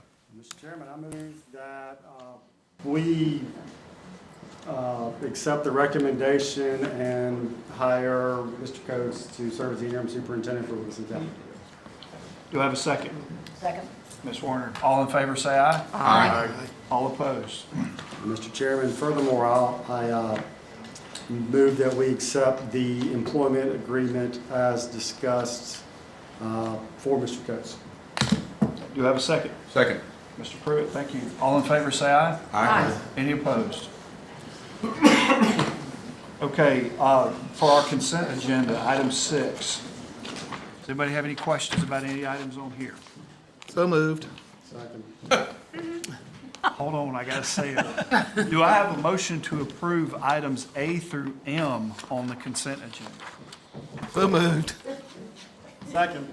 All in favor, say aye. Aye. Any opposed? Okay.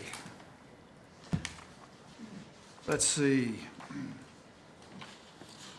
Does anybody have to report on any meetings they attended? Anybody need to request approval to attend any meetings? I'm going to East Union to read Al Yankovic.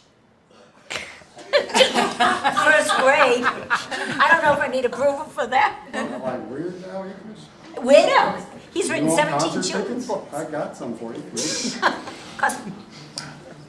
Do I need approval to go to the Oxford Workforce in February the 24th? Let's do it just in case. All right. So moved for February both of 2nd, those. Hattiesburg. Me Let me too. do this. I will make a motion to any of those workforce things. If anyone needs to approve, I move that we all the board members are granted permission. Do I have a second? All right, all in favor? Aye. Okay. Before I read the final bit of other business, Ms. Werner, do you have Ms. Werner's version of other business for our month? I do, as a matter of fact, but I'll make it very quick. Unless you're not good to me. All right. New York Times had a great article on, in fact, I printed it out, okay, on Mississippi. And it starts off with how Mississippi transformed schools from worst to best. And it's a fabulous article, so it's there. Our own Wendy Clemens is mentioned in here from the New York Times. And the second one is the Wall Street Journal, or the Wall Street Jungle, depending on how you want to phrase it. They followed up on this, and they gave more kudos. They piled more on top of the New York Times. So I just wanted to share both of those to know that they're both What was the out there. date of the journal article? Saturday, I think. Give it to you. This It was yesterday or the day before? Okay, that's good enough. Thank you. Okay. And the Wall Street and the New York Times was 111. I printed it out. Thank you, Ms. Warner. The February board meeting will be held on February 19, 2026 in Jackson, Mississippi, at the Central High School building in the 4th floor in this room, starting at 10 a.m. Do I have a motion to adjourn? And Mr. Stroud, second. All in favor? Aye. Any opposed? Thank you. Thanks, everyone, for your participation and assistance